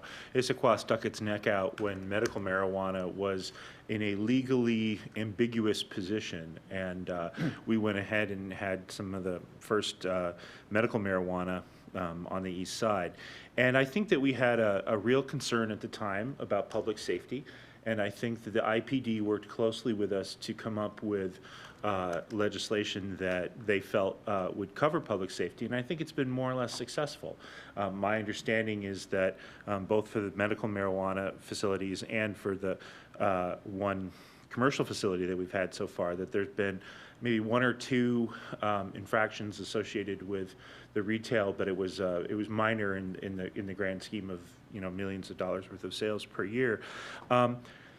So I'm sort of a public safety libertarian. I'm basically let people do what they want to do as long as it doesn't impact public safety. And so I'm certainly going to support this bill this evening. And I hear some of my fellow council members who think we either don't need a cap or we could loosen the cap. And down the road, I think I would probably be supportive of that as well. But somebody said, I can't remember, you don't want to just can't put the genie back in the bottle. I can't remember Councilmember Goodman the way you described it, but measuring twice and cutting once. So we move things a little bit forward here today.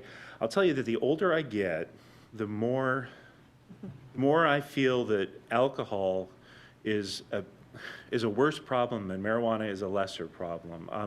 Which is not to say there aren't people that abuse both drugs, but to have a limitation on the number of marijuana facilities but not have a limit on the number of alcohol facilities, and I recognize people laugh at that because alcohol is ubiquitous, but they both have dire impacts for people who aren't able to manage them in their lives. So long path to the little house. I will be supporting this evening, and am glad and proud that our city continues to thoughtfully engage in responding to what the citizens of the state said they wanted to have legalized. Anyone else? Councilmember Ramos. Yes, I guess I would look at, marijuana is a legal business and operation in our state, and we've been inching in it slowly and steadily, and I support the way we've done that and had good controls, and we've had good operations happening so far. I think it is time to start loosening that up a little bit as we see what has happened and how it has worked. I don't have a problem with capping it too. If people want to do that, that's okay. But I do want to, give some changes to the buffer. The one question I have for you, Mary Lou, basically is there's two buffers I don't understand. One more than the other is the retail, the distance between retail stores. I mean, it's obvious the ones of, schools, playgrounds and those kinds of things, but where did the purpose for that, I don't know, other than the competition kind of We thing. made it up. It's, when we were looking at this previously in Land and Shore, there was a really strong concern about when other cities are having moratoriums and not allowing it, does Issaquah want to have a strip mall that is one marijuana retailer after the other? Or do we want it to blend in as other, like you'd never see Starbucks opening all the locations right next. Well, actually, that takes it back. That's a false terrible statement. one. That was a terrible example. McDonald's. McDonald's. So the discussion was, should we do something to prevent that happening when again, our emerging industry, and we don't really know how it's going to work in the community. And so the three people, and I can't remember who the third was, Nina maybe, Councilmember Milligan. So that way back when. That was the discussion, and that is where that one came from, because that is not in the state regulations. That is an Issaquah only buffer that we created. And I think, if I could sum up, there's still sentiment that there needs to be some separation. And I just recently traveled into a different county where that was specifically what happened. It was just store after store after store after store after store after store after store. And it was not, I don't think that that's what this community would like. And maybe that was because of all the other 1,000-foot buffers, there was only one spot in town where they could fit as well. So I will be supporting reducing the buffers a little bit, and I'm okay with the cap it too if we want to have a little more control on that. But it is a legitimate business. I see them doing a good operation and doing things well. Definitely better than I see the liquor business doing with all the theft problems they have and all that kind of stuff that is much more severe, that I don't see that happening in this industry the way it is with the liquor industry. So if we're going to compare them, there's more problems there, and you can get down on every corner. Thank you. Can I just ask one more question? Councilmember Pauly. Thank you. I was just going to check back in with Councilmember Winterstein and see if he would like to propose an amendment. No. Other questions or discussion? Councilmember Winterstein. So I was pleased to see the regional light rail transit system zoning change. We're doing the right thing there. I mean, come on.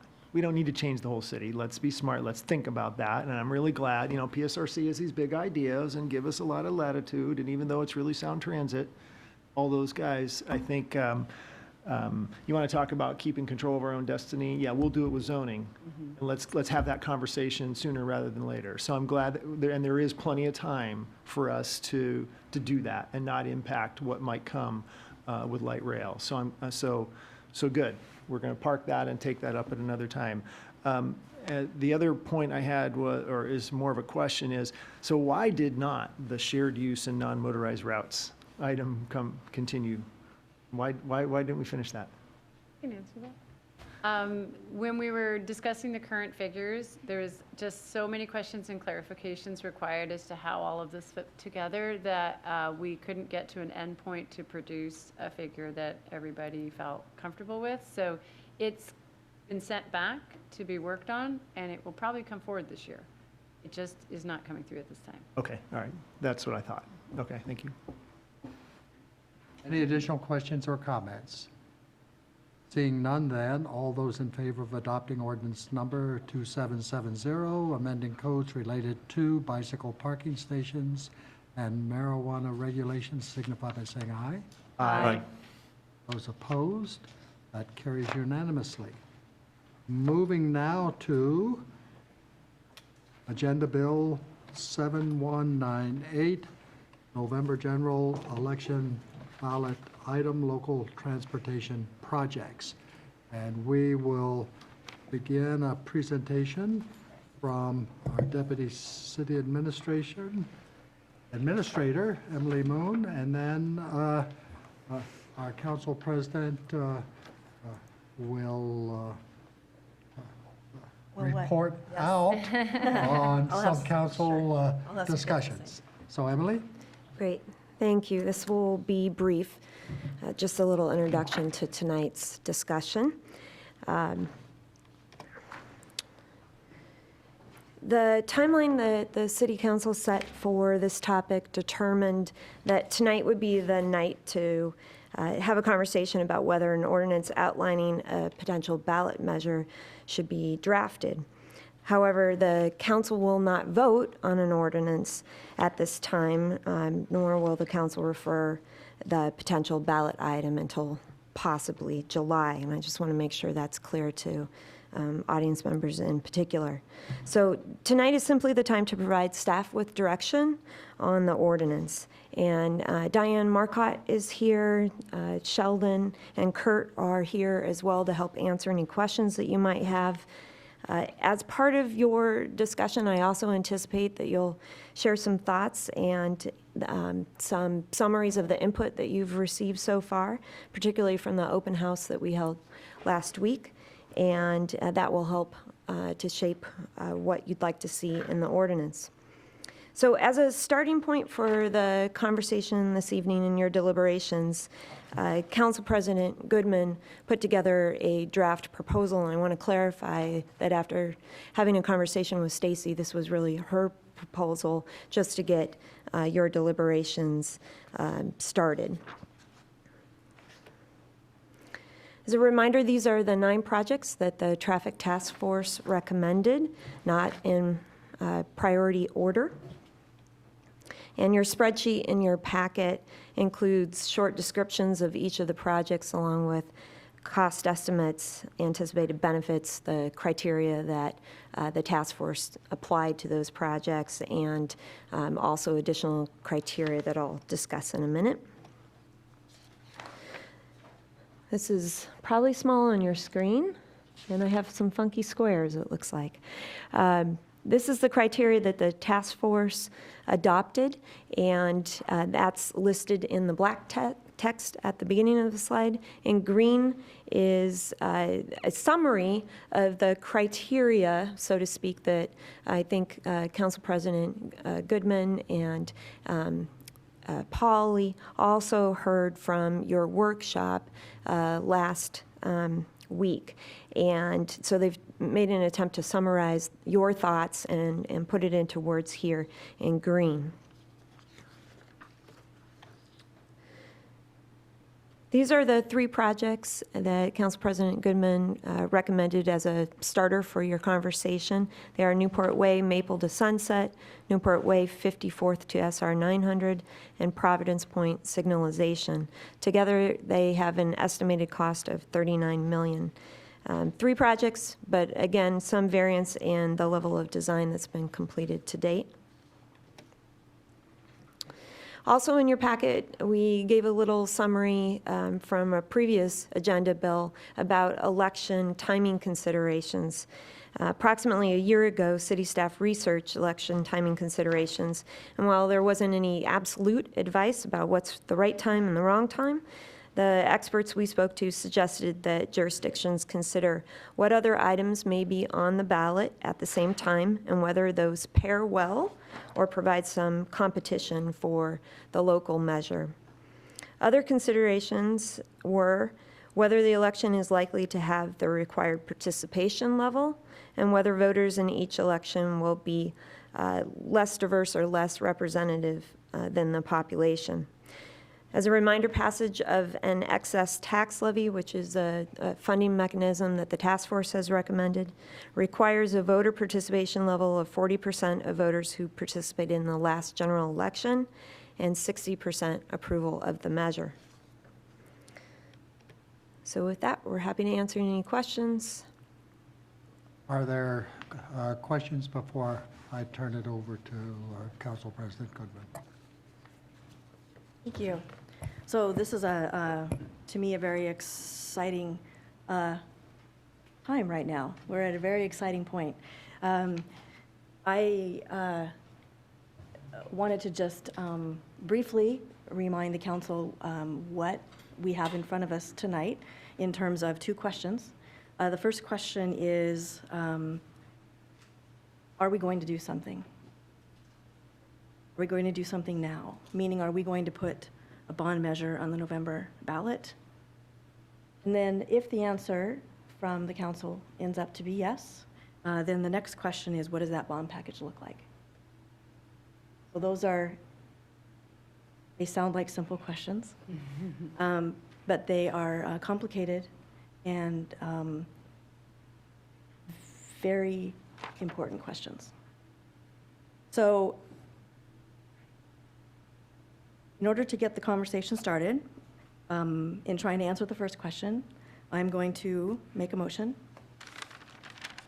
I would like to move to direct the administration to prepare an ordinance setting a special election in November 2016.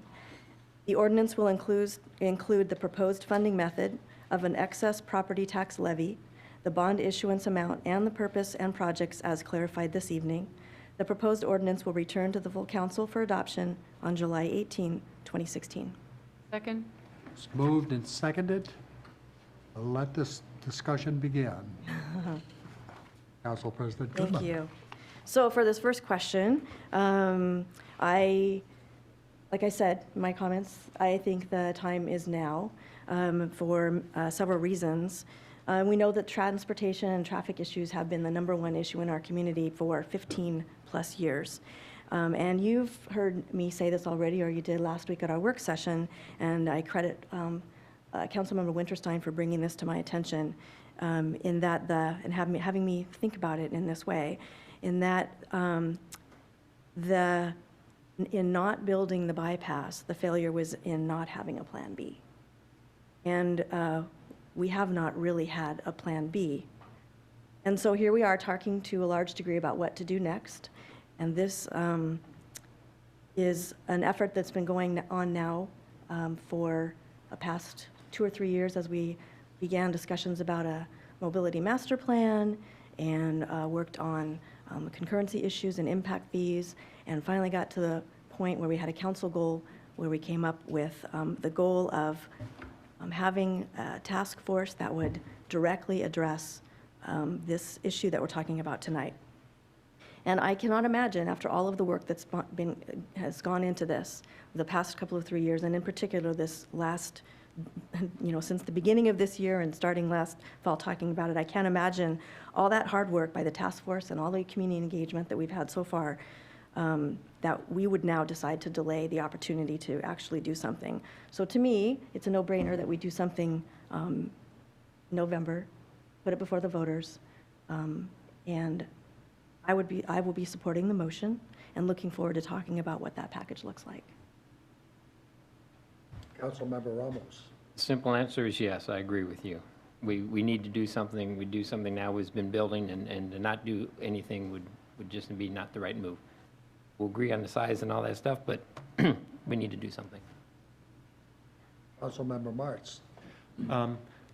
Respectfully, I don't think we need, I don't understand why we have to think about it in terms of basically now or never. I mean, what happens with any bond by any bonding organization is you take a look at the available election dates and you decide when you want to go forward.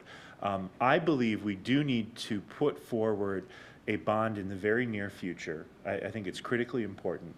But I think whether we put forward a bond in November or February or April of early next year, this is not justice delayed. This is making sure that when we go to the voters, they understand what's in front of them. I have concerns because I very much support ST3, and I think ST3 is essential to the future of our city. And I think that it would be, I'm confident we can come up with a package that is relevant for the voters and relevant for our city, but I'm worried that it could get lost in the conversation in November. And secondly, I have a concern around looking at, we had a conversation about the appetite for bonding from the citizens last year. And I have particular concerns around whether a smaller bond, I think if we move forward with a bond for November, I think the conversation is going to then be around the proposal that you have for a smaller bond. I worry because when the voters were asked, would they like a smaller package, in this particular case, improving traffic flow, but not providing any funds to address downtown parking and trail enhancements, the support actually went down. And so that to me speaks to the populace wanting a comprehensive solution. And I think we have a challenge providing a comprehensive solution in November because there are a number of these elements that we're not totally sure about, right? Some of these, the ones that you've got in here, I think people are rightly more confident that they would have, that they would be an important part of a solution. But I worry that what this tells us is that people want us to measure twice and cut once. And my concern is around if we move forward in November with a smaller package, again, people getting confused and or overwhelmed by having two bonds in front of them around transportation. And then secondly, us not being able to provide as holistic of a solution and providing a partial solution, which people have told us, you know, we might have a harder time with. I think this community has shown time and time again that when bonds are well structured and well communicated to them, they'll support them. The school district has one of the highest bond approval ratings in the state. I'm confident that we can articulate to folks, and if we move forward with November, we'll move forward with November, but I would prefer we not. Councilmember Pauly. Thank you, Mr. Mayor. I respectfully disagree, Mr. Barnes.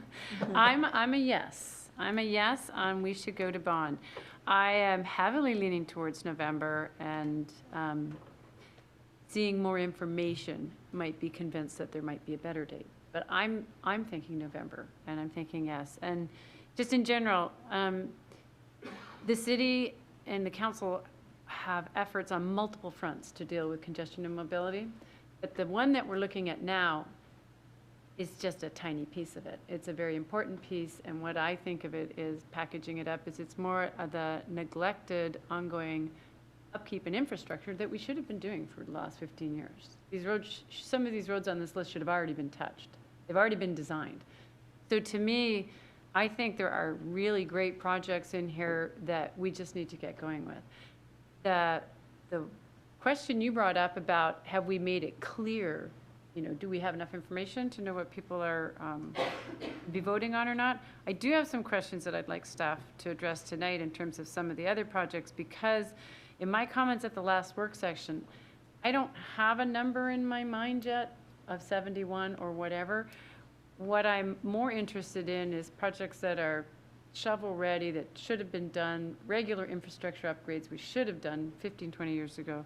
I'm interested in those projects, as well as if there is the possibility of having developer contributions contribute to recouping costs on some of the other projects. I'd be interested in adding those to the list as well. And also, if we have something in a very, very, very basic preliminary design phase right now, but could have conversations with our community and have a final concept, not a final design, but a final concept, so voters knew what they were voting on by November, I would like to see more added. So I'm a yes, November, I probably want to see more. Councilmember Batiste. I would be in support of moving forward, so I would be a yes, focused on November. And I just, in regard to some of these important traffic projects, I think it's just too important and too time sensitive to wait. I've read through and understand some of the considerations around the elections and did get quite a lot of feedback at the open house regarding ST3 and the school bonds. So I think that'll come into the conversation later when we're talking about size, but I would be a yes. Councilmember Winterstein, followed by Councilmember Barber. Yeah, it was last year, and we actually entertained the possibility of doing something in February or April. And we got some guidance at that time that adjusted our sights on possibly doing it in November for what stands out to me, or the reason that stands out to me is that this coming November election is going to have a really good turnout. And whether people go down ballot or not is always a concern. But this is the type of election where on bond issues, those that cast votes, the reasons that they're voting differ than those that cast votes on bond issues in off elections, like in February, April, or August, like that. And those other off November votes, a greater percentage of the voters are voting with their pocketbook. And in November, you have all of those voters and those that who their pocketbook isn't the primary thing that they're voting on. And so, and I remember that was a powerful argument to me. We'll get more voters, and we'll get and those that are very price sensitive voting, and those that understand and who are capable and able and willing to do their share to invest within the community, where the actual dollar amount isn't the only thing that they're considering. So I remember that argument being very strong, that November was actually, especially in a presidential year, a better time for us. And so I haven't really seen anything. We knew back then that maybe Sound Transit 3 was going to come forward. Now it has just about come forward. We know its size, and so that calculus is a little bit more. At least that's more clear on what that kind of competition would be, but it is actually complementary. I haven't seen any kind of science yet that you can plug in the variables and do some type of regression analysis and say, pick a date on when it's best to do. So, lacking any better information than the recommendations we got last year, and then for the reasons that I've cited, I do think that this November is as good or probably better than other dates that we could consider. Councilmember Barber. Thank you, Mayor. I think our community is past ready for some projects within transportation projects within this community to begin to take some action on, and having some additional roadways that we can ingress and egress and get around our community and not be sitting in traffic so much. I do understand Tola's comments in regards to maybe taking a little bit more time.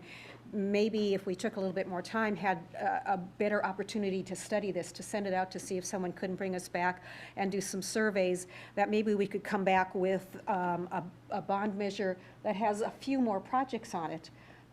Because oftentimes I think this is probably our one opportunity for a number of years more before we can go forward and ask for additional dollars.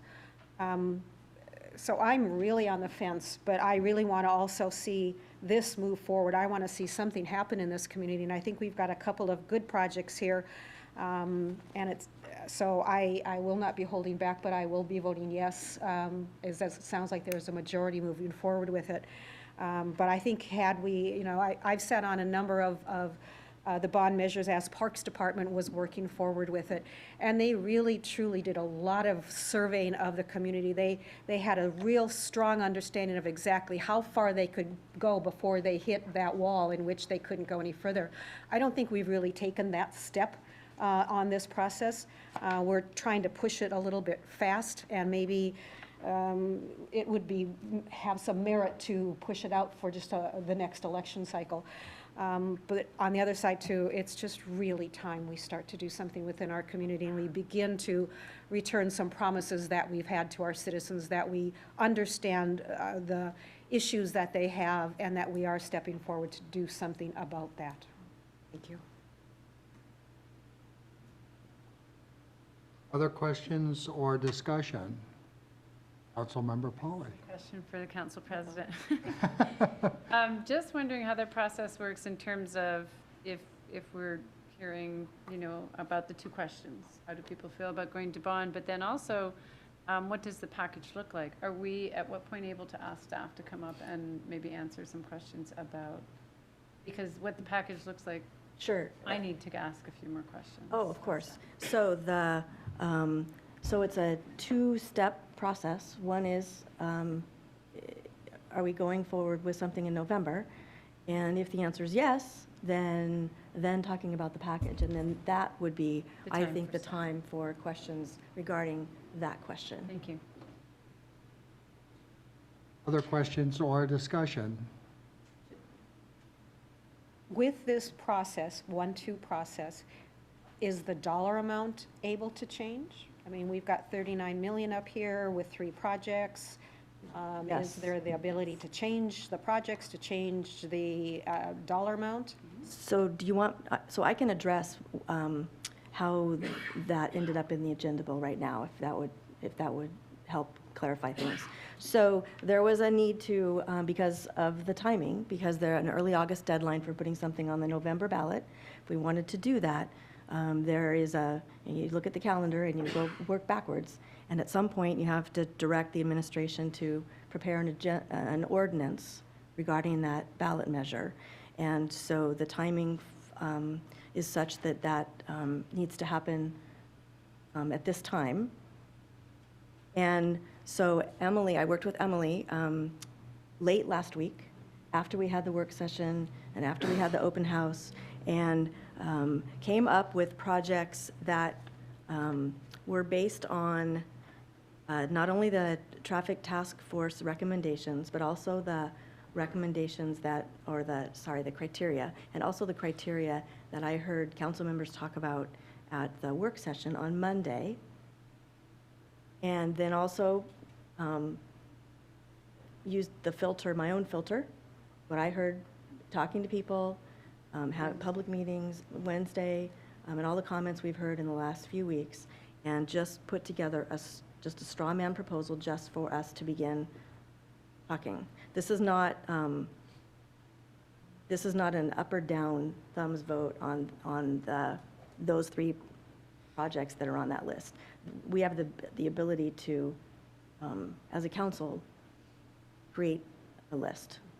So that's how it ended up there. Councilmember Winterstein, followed by Martz. So I'm going to jump right in. I'm in favor of those 3, and I want to add East Sunset Way. I really believe. So we have there's 3 up there. I'm sorry, you were going to say? So there's a motion that's been seconded. Oh, there is a motion. There's a motion on the floor that's been seconded, right? As And apologies, my that's apologies. okay. And so the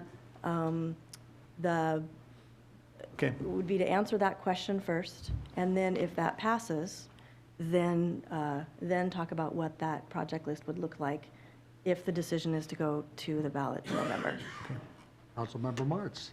So, although I continue to believe that perhaps February or April would be potentially a better date, I am actually going to support this first measure going forward because I don't want anyone in the public to misunderstand. I think that it's really important that we move forward with a transportation package, and I would not want my opinions on the exact timing to be misconstrued as being against the entire process. Thanks. So, any additional discussion or questions? One question. Yes. So if the motion is to direct them to prepare an ordinance, does it not also mean that at a future date, the ordinance, council could decide that the ordinance should refer to a different election date than November? Or is that off the table if we go with the ordinance? Well, the ordinance would come back to the July 18th meeting, and the council can do what it wants to do. So with that, are you ready to act on the motion to direct the administration to prepare an ordinance setting a special election in November 2016? The ordinance will include the proposed funding method of an excess property tax levy, bond issuance amount, and the purpose and project as clarified this evening. The proposed ordinance will return to the full council for adoption on July 18, 2016. All those in favor signify by saying aye. Aye. Those opposed, that carries unanimously. Council President Goodman. So as you've already heard me say, the next step in the process is to talk about what that package looks like. Probably so those are that's the short list, the 3 projects that I tossed out there, and I think I heard somebody already, maybe Councilmember Winterstein, talk about another project. So this is where we get to talk about the projects.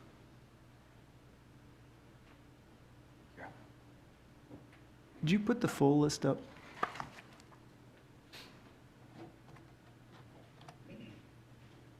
I wish we had the costs on that. That's okay.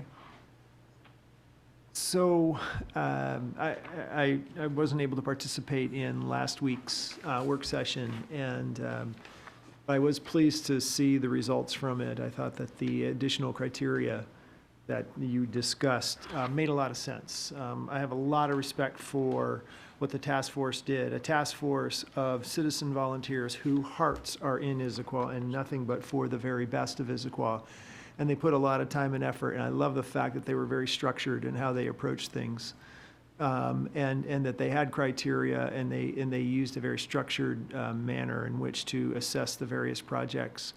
But and I didn't expect to see maybe some additional criteria that we would apply. But what you did come forward with, I think, does enrich the process. I think it actually adds to it.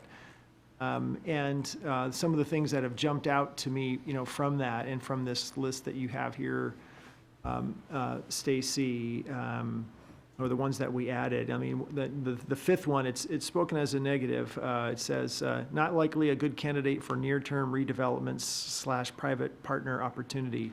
So in other words, if any of these projects, have an opportunity for getting maybe some redevelopment or private participation, then maybe let's not fund it through a bond. And I think some of those are in that class. So I mean, that was the one that really kind of jumped out to me. But from your list there, you had both segments of Newport Way. Now, and which definitely have both a lot of mixed uses along them, both residential and non-residential. Definitely pass through arterials, but also used by our own residents quite a bit. I mean, I use it as well, and I'm not passing through.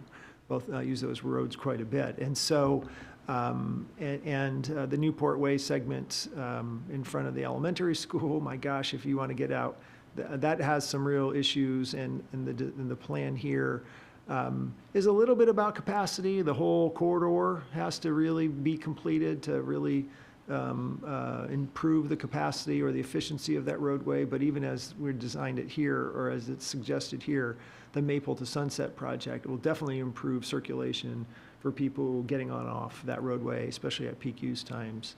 And I think the Newport Way 54th, the SR 900, that is, a changing corridor that has changed, will continue to change. And I think it'll answer that question, sooner rather than later. We have guidelines now, but what would be the real best design for both, for all our objectives? And so getting that taken care of sooner rather than later, I think that is definitely something that the community in that area and throughout the city, I think, could support. I certainly could.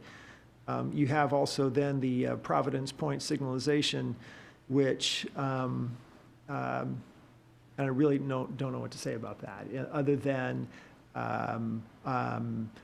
I heard from some people who live up in Sammamish who said, "You're going to do what? You're going to slow us down?" Well, yeah, that's what it's all about. It's actually about making it safer for ingress and egress for our residents and our people who live there. The design of those intersections that's there today maybe worked 20 or 30 years ago when those communities were first planned. And since the year 2000, there's 50% more households on the Issaquah, on the Sammamish Plateau than there were. Today, there are 50% more households than there were in the year 2000.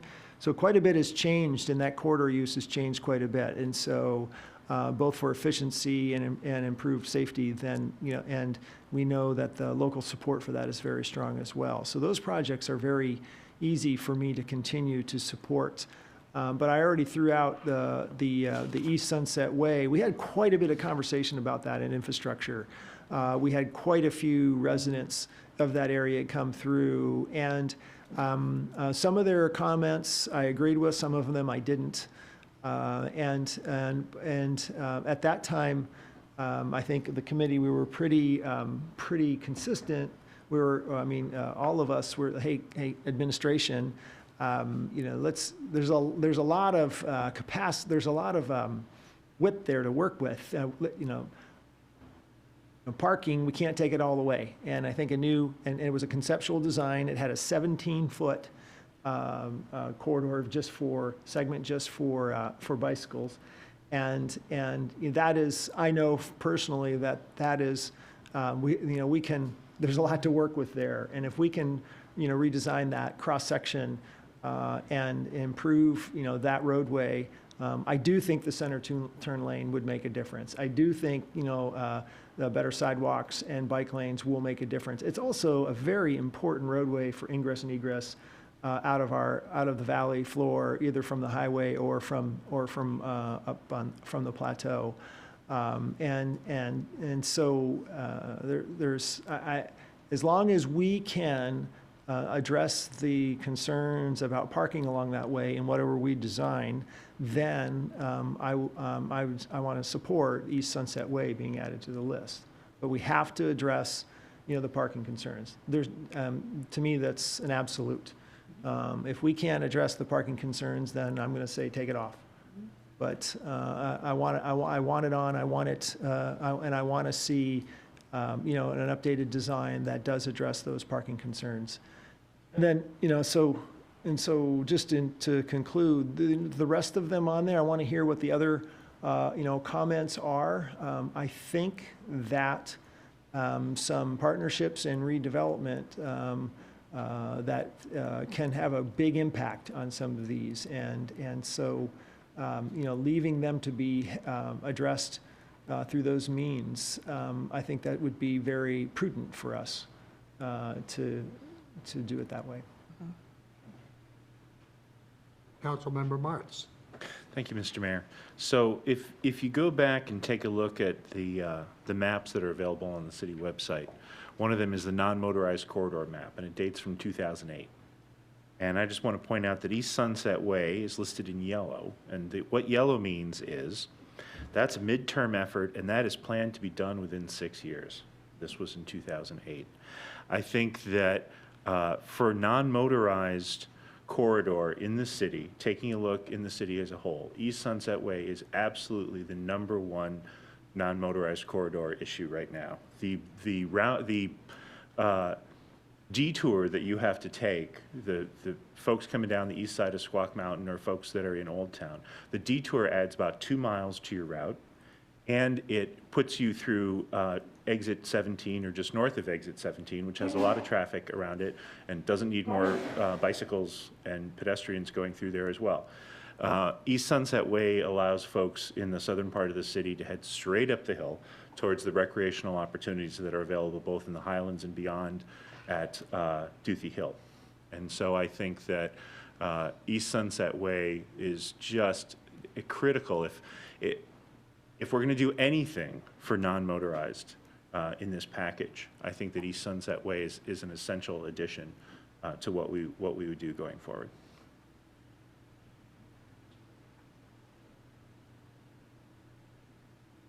Else? Councilmember Ramos.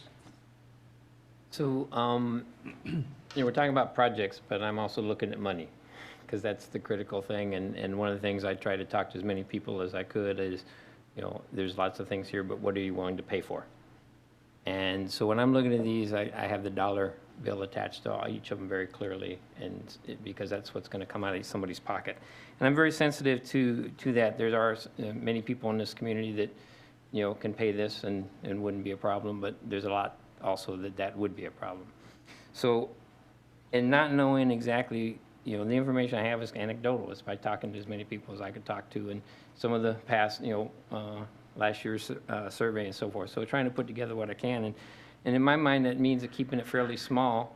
We're pushing it through November, like here quickly, and I'd rather do something small and be successful than push a little too far and not be.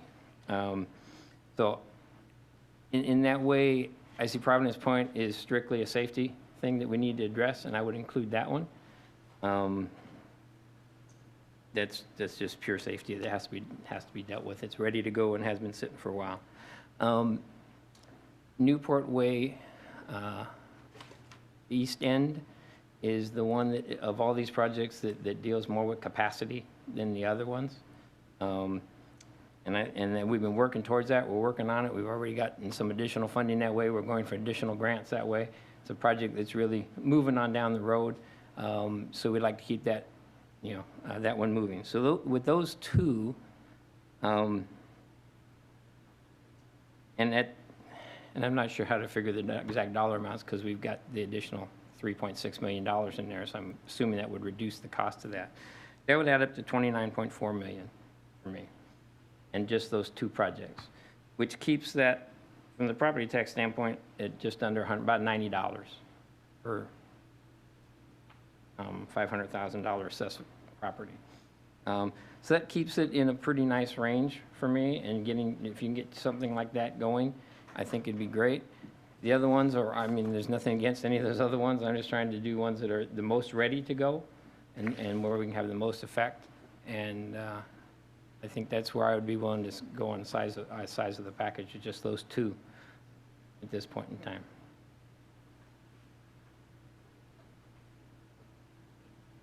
Councilmember Batiste.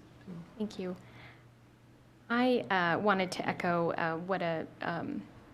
how much hard work and a great job that the task force put into these recommendations, and I really appreciate that, as well as the criteria that was given. And as I looked through, while I think all of these projects are incredibly important, but the issue of the possibility of some of this coming through, some of the smaller projects maybe being taken care of in development that might happen, I tried to focus there. And then looking at safety, traffic congestion, and difficulties that are being caused, and as well as non-motorized traffic, I was really looking at sort of in this order, Newport, the Newport project from Sunset to Maple, and Providence Point really raised to the top. I think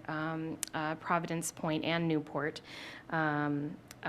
dealing with congestion and traffic, and safety, especially with Providence Point, are very important. And then I'd really like to see Sunset Way. I think that East Sunset Way is critical, but I would want to see something that was designed to keep the parking. That would be critical. I'm sort of in the middle. I think that perhaps the full package would possibly be too much for people to handle. And I did get quite a lot of comments at the open house, as I believe Diane had put together this wonderful sign that talked about the property taxes and the different amounts, and got quite a lot of feedback talking about that people would feel more comfortable around the 39 to 45 area, and quite a lot of comments about the larger package and that being mixed in with ST3 and the school bond, maybe just being too much. But I would like to take some of the projects that are far enough along in development and to do something that would really have an impact, but not to go too far in that the bond is so big that people feel that they couldn't go forward with that. And I know we have a little bit of an overage as well, possibly, in terms of the money that would be repurposed or grants on Newport Way, Maple to Sunset. So if there were additional monies, maybe we could focus on one of the smaller projects. The one thing that stood out to me, I did get a lot of feedback about Trader Joe's, and this might be a strange comment, but I would just say that, maybe there's a much less costly something that could be done, like a light or something in the meantime that wouldn't be as large as what we currently have proposed there for Trader Joe's. So that would be what I'm thinking right now. Thank you. Councilmember Barber. I think I'm following very closely with your thoughts. Providence Point, of course, is absolutely necessary. That's a piece that has been for years promised and not delivered, and it is a safety issue. Another project on here that for years has been promised and not delivered is Newport Way, Maple to Sunset. And as a business owner in this community many, many years ago, this has literally been 25 years and more that it has been promised to the town merchants that, oh yes, we will get this done for you, we'll get this done for you, no problem. And it is, I see heads shaking. I think it's probably more in the 30-plus category than 25 years. So that is an absolute must-have. And Sunset Way is another one of those that has been promised forever. It is definitely needing some improvements to it. In my opinion, it's an eyesore. Anyone coming into our community from the east and taking that first Issaquah exit, they take a look at this particular road, and it's not the first impression I would like to see visitors to our community to see, and plus for the businesses. And it goes without saying that there has to be parking on that road. I mean, it's just not going to happen without parking. Those are my three top, and I think that's about 42 million. Councilmember Pauly. Thank you, Mr. Mayor. I think that both of the sections of Newport Way need to be done together. I think it's a corridor through the city, and I think if we're going to improve it, we should be doing both pieces. We should go in and bring it up to urban standards at one time instead of one piece now and one piece 10 years from now. That doesn't make much sense to me. Providence Point intersection and light improvements make sense. Here's now where I start to get stuck. I am a strong proponent of Sunset, but I really believe we have to have 100% concept. And I kind of need some feedback at some point from staff about whether it's possible to actually do that before a November ballot where voters going have an idea of what this street's going to look like. There's a quite engaged public contingent on this, and we all have strong opinions on increasing all kinds of mobility and also bring it up to urban standards and ensuring businesses and residents still have on-street parking there. So I really need to be assured that we could have 100% concept by that date. Then the second category that I think I need staff feedback on is the one that I put on here, the one that I heard about the most at the open house was the Maple Street roundabout. That for a lot of people in town, that was their #1 project. And I actually found that kind of startling. But it makes sense. It happens to be in an area that we've just rezoned and has the potential to have a developer partner. So my question for staff is, if we put out a bond for X dollars, and I throw out 45 or 50 or whatever the number is, and then in that time period have the ability to either work with a developer, how do we cost share that? What happens to the remaining amount in the bond? And the second one would be if we build it and 5 years later, a developer now, especially because the transportation component has been improved, now sees it as a good opportunity, and we've already fixed it up. What are our options to regain some of those costs as the land is redeveloped at a later date? So I'm not sure how all that works. If If it is possible to do both of those things, I would reconsider my list, and I would actually add an A list, the Newport Way sections, Providence Point Light and Sunset on it, and a B list, where I might consider putting projects on there that have possible other sources of funding that we could recoup, so that if we do get through our list and we have the ability to work with a developer and we only have to put in $1 million, we have it to go ahead and take advantage and leverage the developer's dollars. So those were my questions. Well, certainly a very interesting discussion. But So, Councilmember Nope, Marks. Stacy. well, I think Mary Lou had a couple of questions, and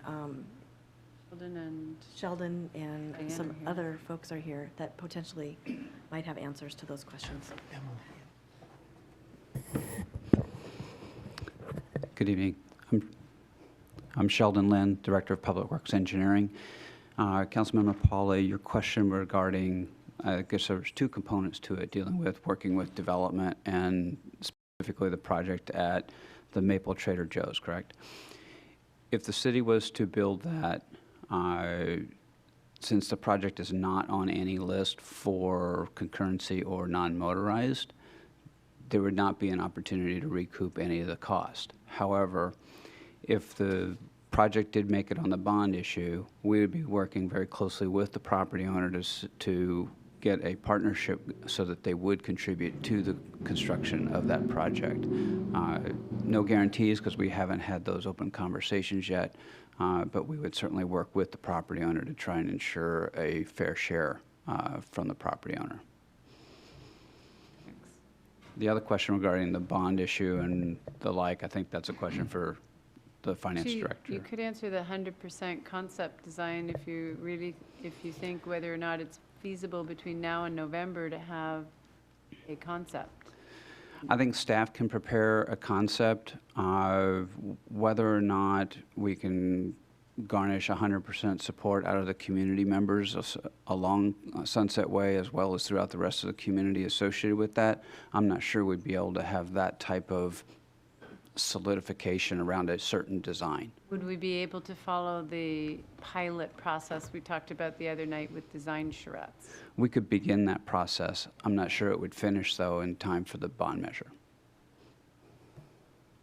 Thank you.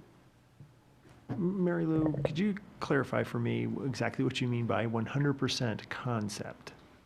So we can't get to design, but we saw sketches the other day with Yes. very different configurations. So Yes. for me, it really is just a cross-section okay. showing a configuration. Okay. That's what it is. Okay, thank you. Councilmember Martz. At round two of comments on this. First, on the question of dollars versus impact, there's been a conversation about whether dollars are the ultimate issue, and I certainly believe voters want us to be careful with money. But I think the information we got last summer, I'll come back to something I mentioned earlier. So page 15 of the presentation we got last summer was, the question was asked of respondents, an alternative smaller measure is being considered that would provide funds for improving traffic flow, but would not provide any funds to address downtown parking and trail enhancements, and it received 4 points lower support from the community. So while dollars are, of course, very important, I think that what that tells us is, at least the folks that were asked on that day, that impact was what was most important. And that voters were looking to us to come up with what was going to be the most impactful. So I think it's important that we separate, is it focused on dollars or is it focused on impact?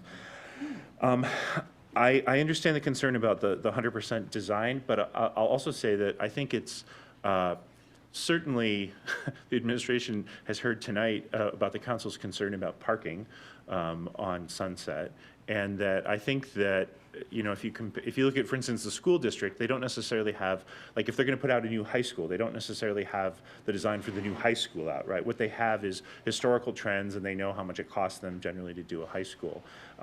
But they do trust that the process is going to work, and that they will figure out a solution that's acceptable. And I think we have expressed so much clarity this evening on what council members consider important in a solution on East Sunset Way, that I would be stunned if the administration could not find a solution that was acceptable to the 7 of us here. So I'll ask, I guess, would an amendment be in order if we wanted to add East Sunset Way to the package that's in front of us? So there's no motion. Okay. It is, it's feedback direction to the administration for what that ordinance would include. And we certainly don't have to stop discussion, but what I'm hearing is that there is a fairly consistent comments from council members about which projects that they would like to see in a package. And so that would be both Newport Way projects, Providence Point, and East Sunset Way, and what? I didn't say everyone, I said fairly consistent. So the beauty of this is, this comes back. And the importance of having a list, which is a draft proposed list out there, is that we get this out in the community for the next few weeks and have more conversations and hear from the public about how they feel about that list. And so that's what I'm hearing, is that there are there's more consistency about those 4 projects than any other right now. And then, at the end of the day, on July 28th, that list certainly can change.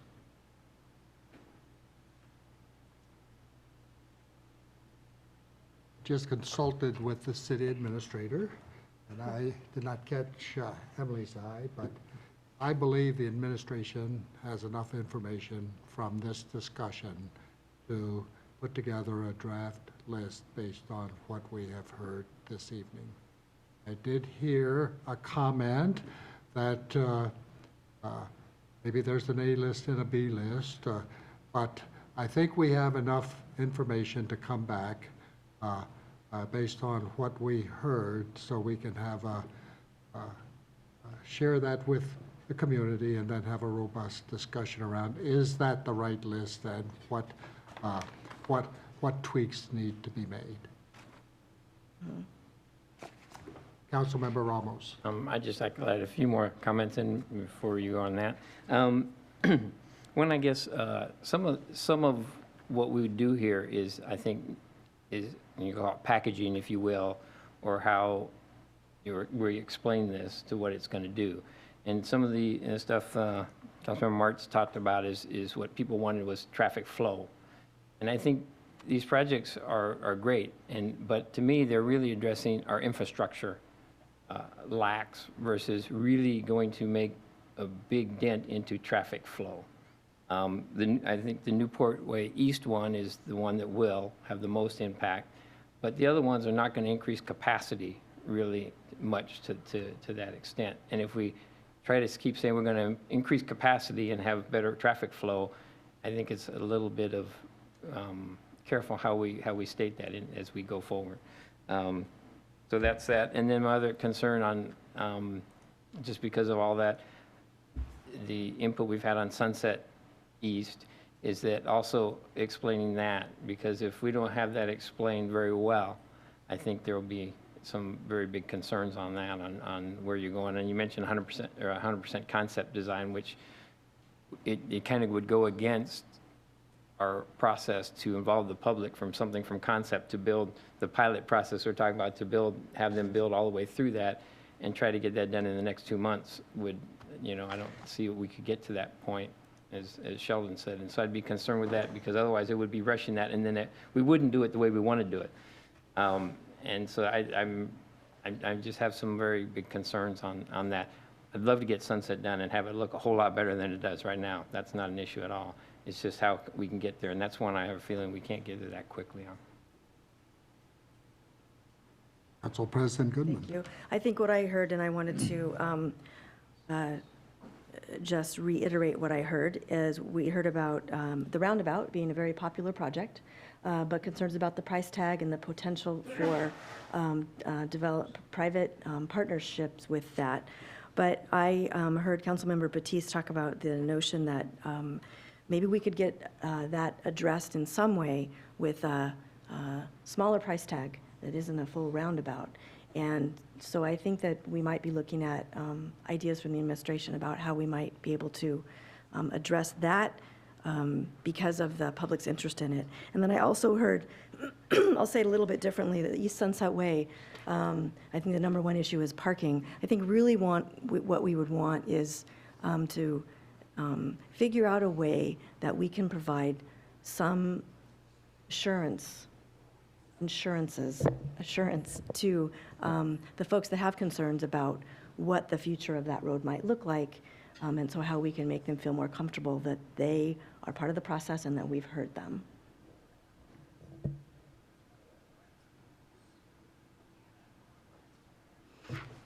Point of clarification on the question about 100% design concept. The administration, we can run public charrettes and the like, and probably complete that process by October or so.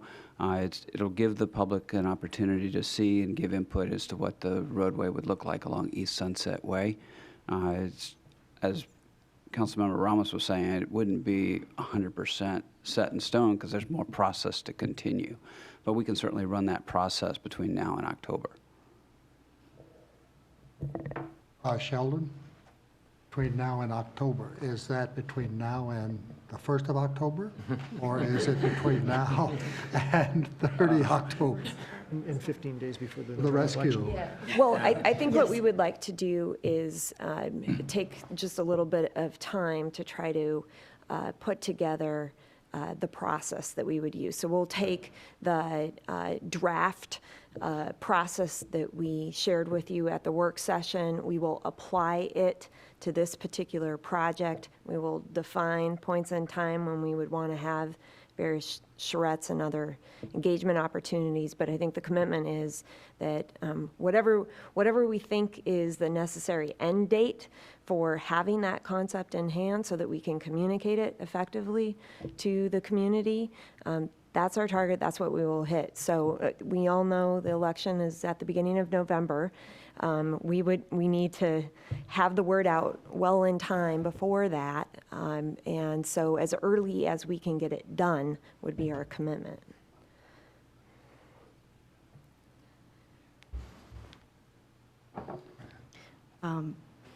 So I sense we're winding down this topic, and I wanted to again say thank you to the administration, Emily in particular, for all the work that you've done, particularly with working with the traffic task force, and all of the work that the task force did, and all of the community engagement that we've had, and for all of the folks who have come out to talk to us at our mini meetings. We appreciate all of that hard work. These are not easy decisions, in that there are lots of opinions and lots of moving parts and lots of things to consider. And I also wanted to thank my fellow council members for being very thoughtful and for being bold and courageous in doing what I will categorize as the right thing and moving forward. Thank you for those summary remarks. And our next item this evening is Agenda Bill 7184, Intergovernmental Relations Manager position. And this is coming back from the Services and Safety Committee, Councilmember Martz. Thank you, Mr. Mayor. So let me just get this open in front of me. Sorry, I got caught a little flat-footed on this. So this came before Services and Safety. Sorry, give me just 1 second here. Sorry.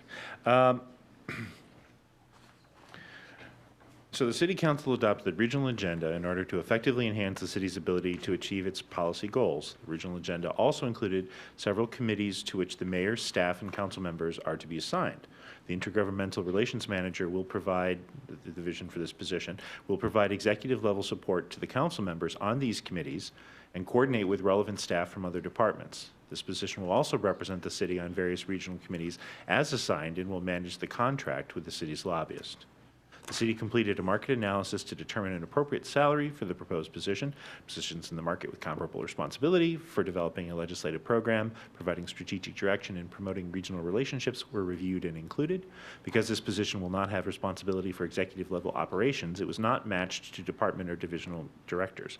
Based on the market analysis, the city is proposing the position be placed in range E045 of the exempt salary schedule, annual salary $90,912 to $116,052. So this came before the committee, and the committee recommended not moving forward on a vote of 2-1. And I was the one, and I will certainly encourage the other two committee members to discuss their thoughts. What I heard was that there was a concern about whether the responsibilities of this position, there were a couple of concerns raised by committee members. There were a number of other concerns raised by the public, but what came out of the committee was two primary issues. One was around, are these executive level functions that are being shifted from elsewhere? And the second issue was, is the job description clear enough to enable to be moved forward? And actually what came out of committee was we said, well, you can either bring it to the full council for a conversation or bring it back after you've modified the job description to address our concerns. And evidently here we are this evening, so the administration decided to move forward with it. I personally felt that it was not a shifting of executive level functions. I get an immense amount of support from SCA on the committees where I am the SCA representative or as part of the SCA caucus. And having that kind of support on the city side, having a person that I can go to who I can say, hey, have you looked at the agenda? Are there things here that the city considers important? And if so, please educate me so I can talk intelligently on it. That's really, really valuable. And certainly there are city staffers who come to me with particular issues when they have concerns, but to have a primary interface who understands my commissions and committees that I am part of, I think would be very helpful. But having said that, I will now turn it over and hope my fellow committee members will share some of their thoughts as to why they did not want to move this forward.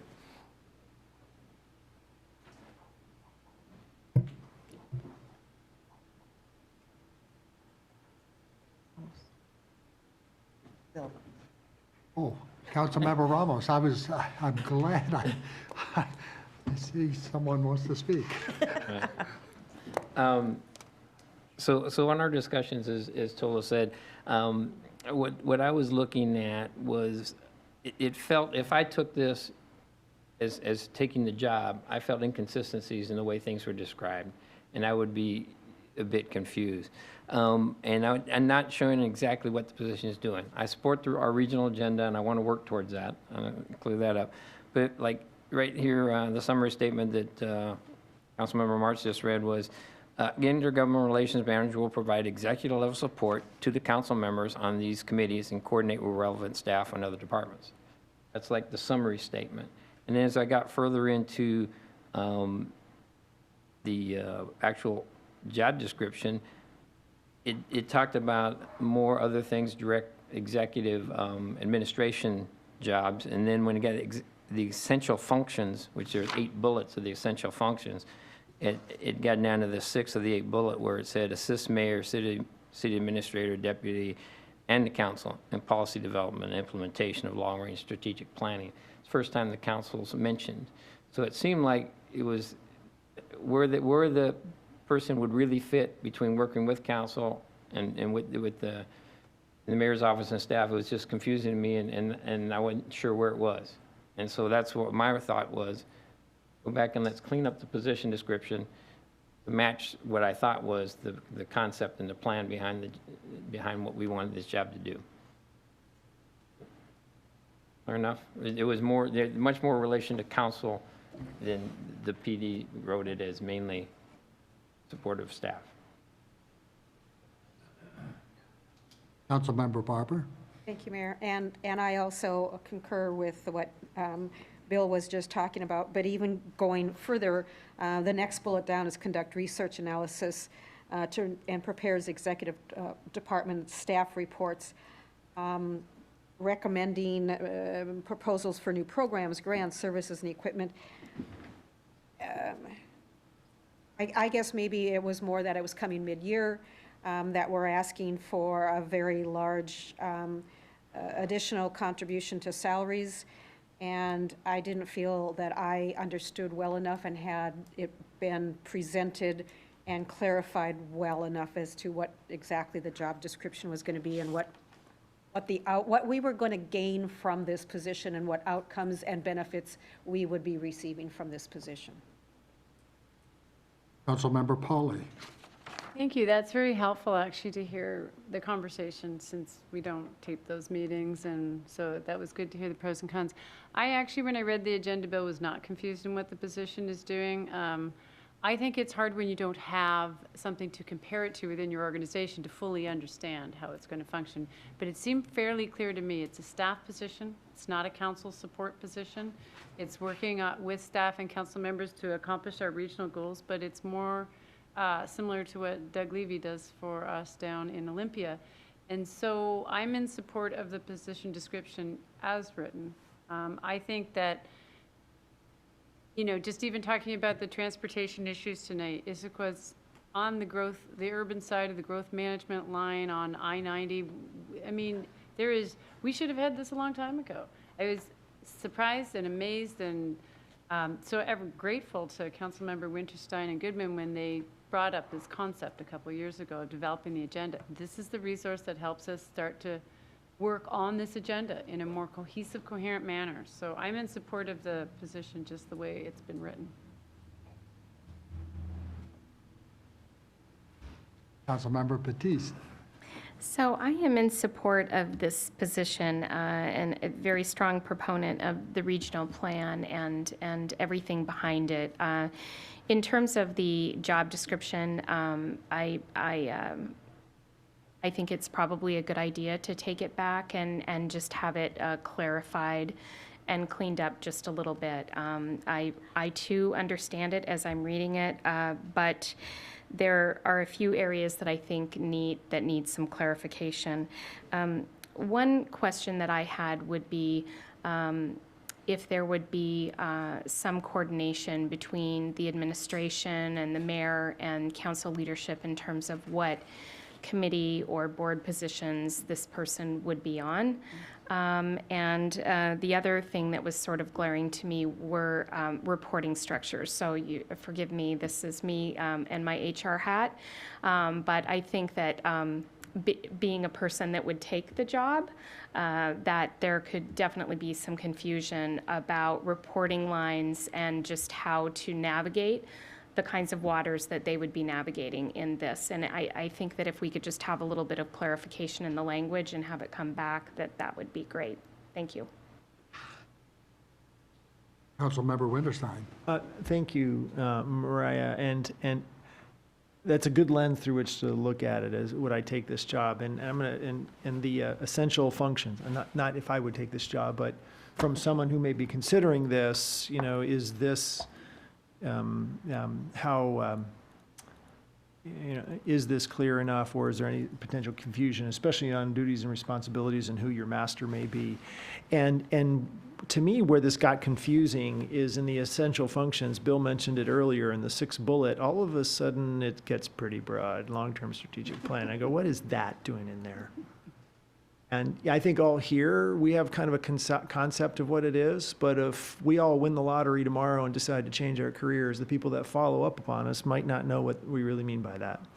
And so I think that there's some wordsmithing to this that if done, could hopefully satisfy those that were against it in committee, and create a tighter definition. And to me, if it came out tighter, then nobody who read this would have any doubt. It is about the regional agenda, and there aren't these kind of placeholders in there.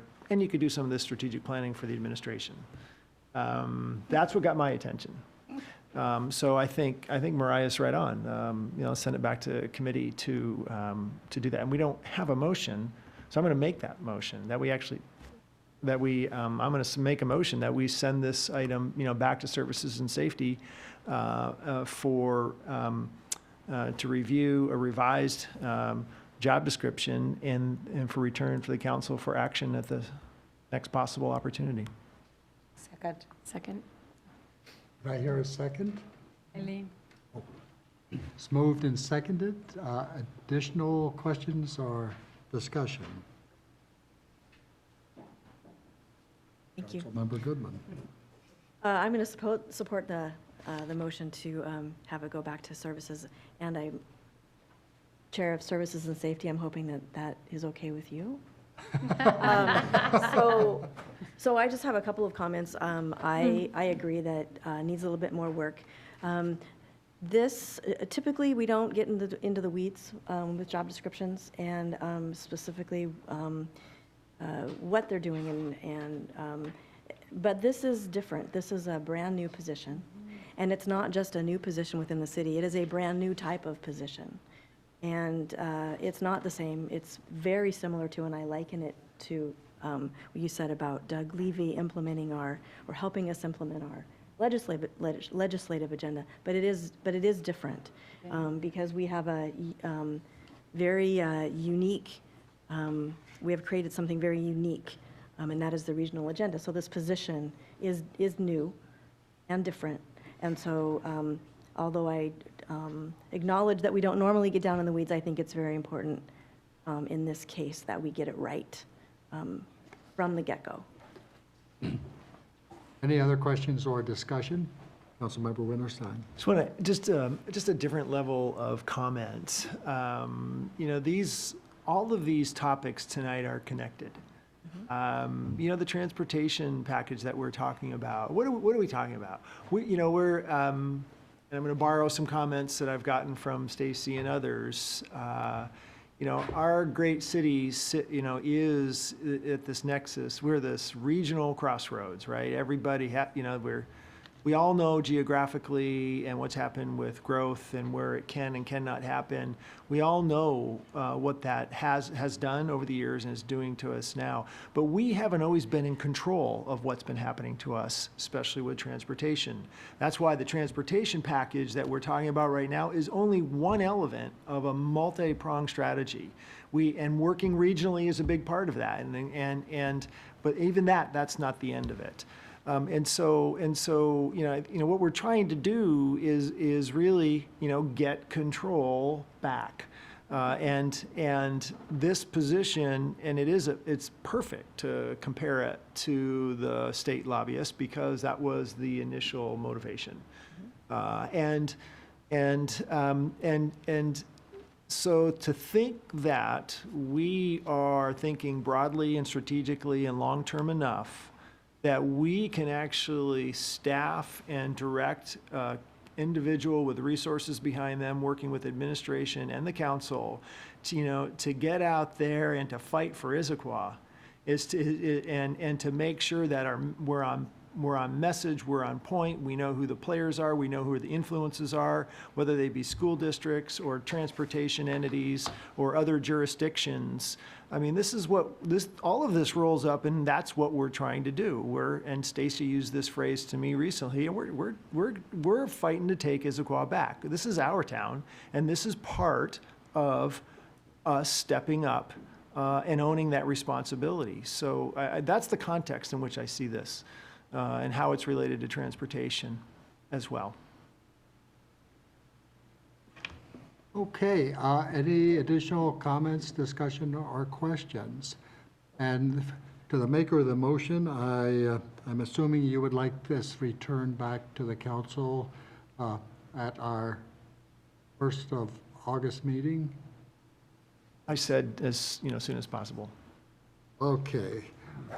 Thank you for that latitude. Then all those in favor of sending Agenda Bill 7184 back to Services and Safety for their review, of the job description returning to the council as soon as possible signify by saying aye. Aye. Those opposed? Nay. That carries 6-1 with Councilmember Pauly voting negatively.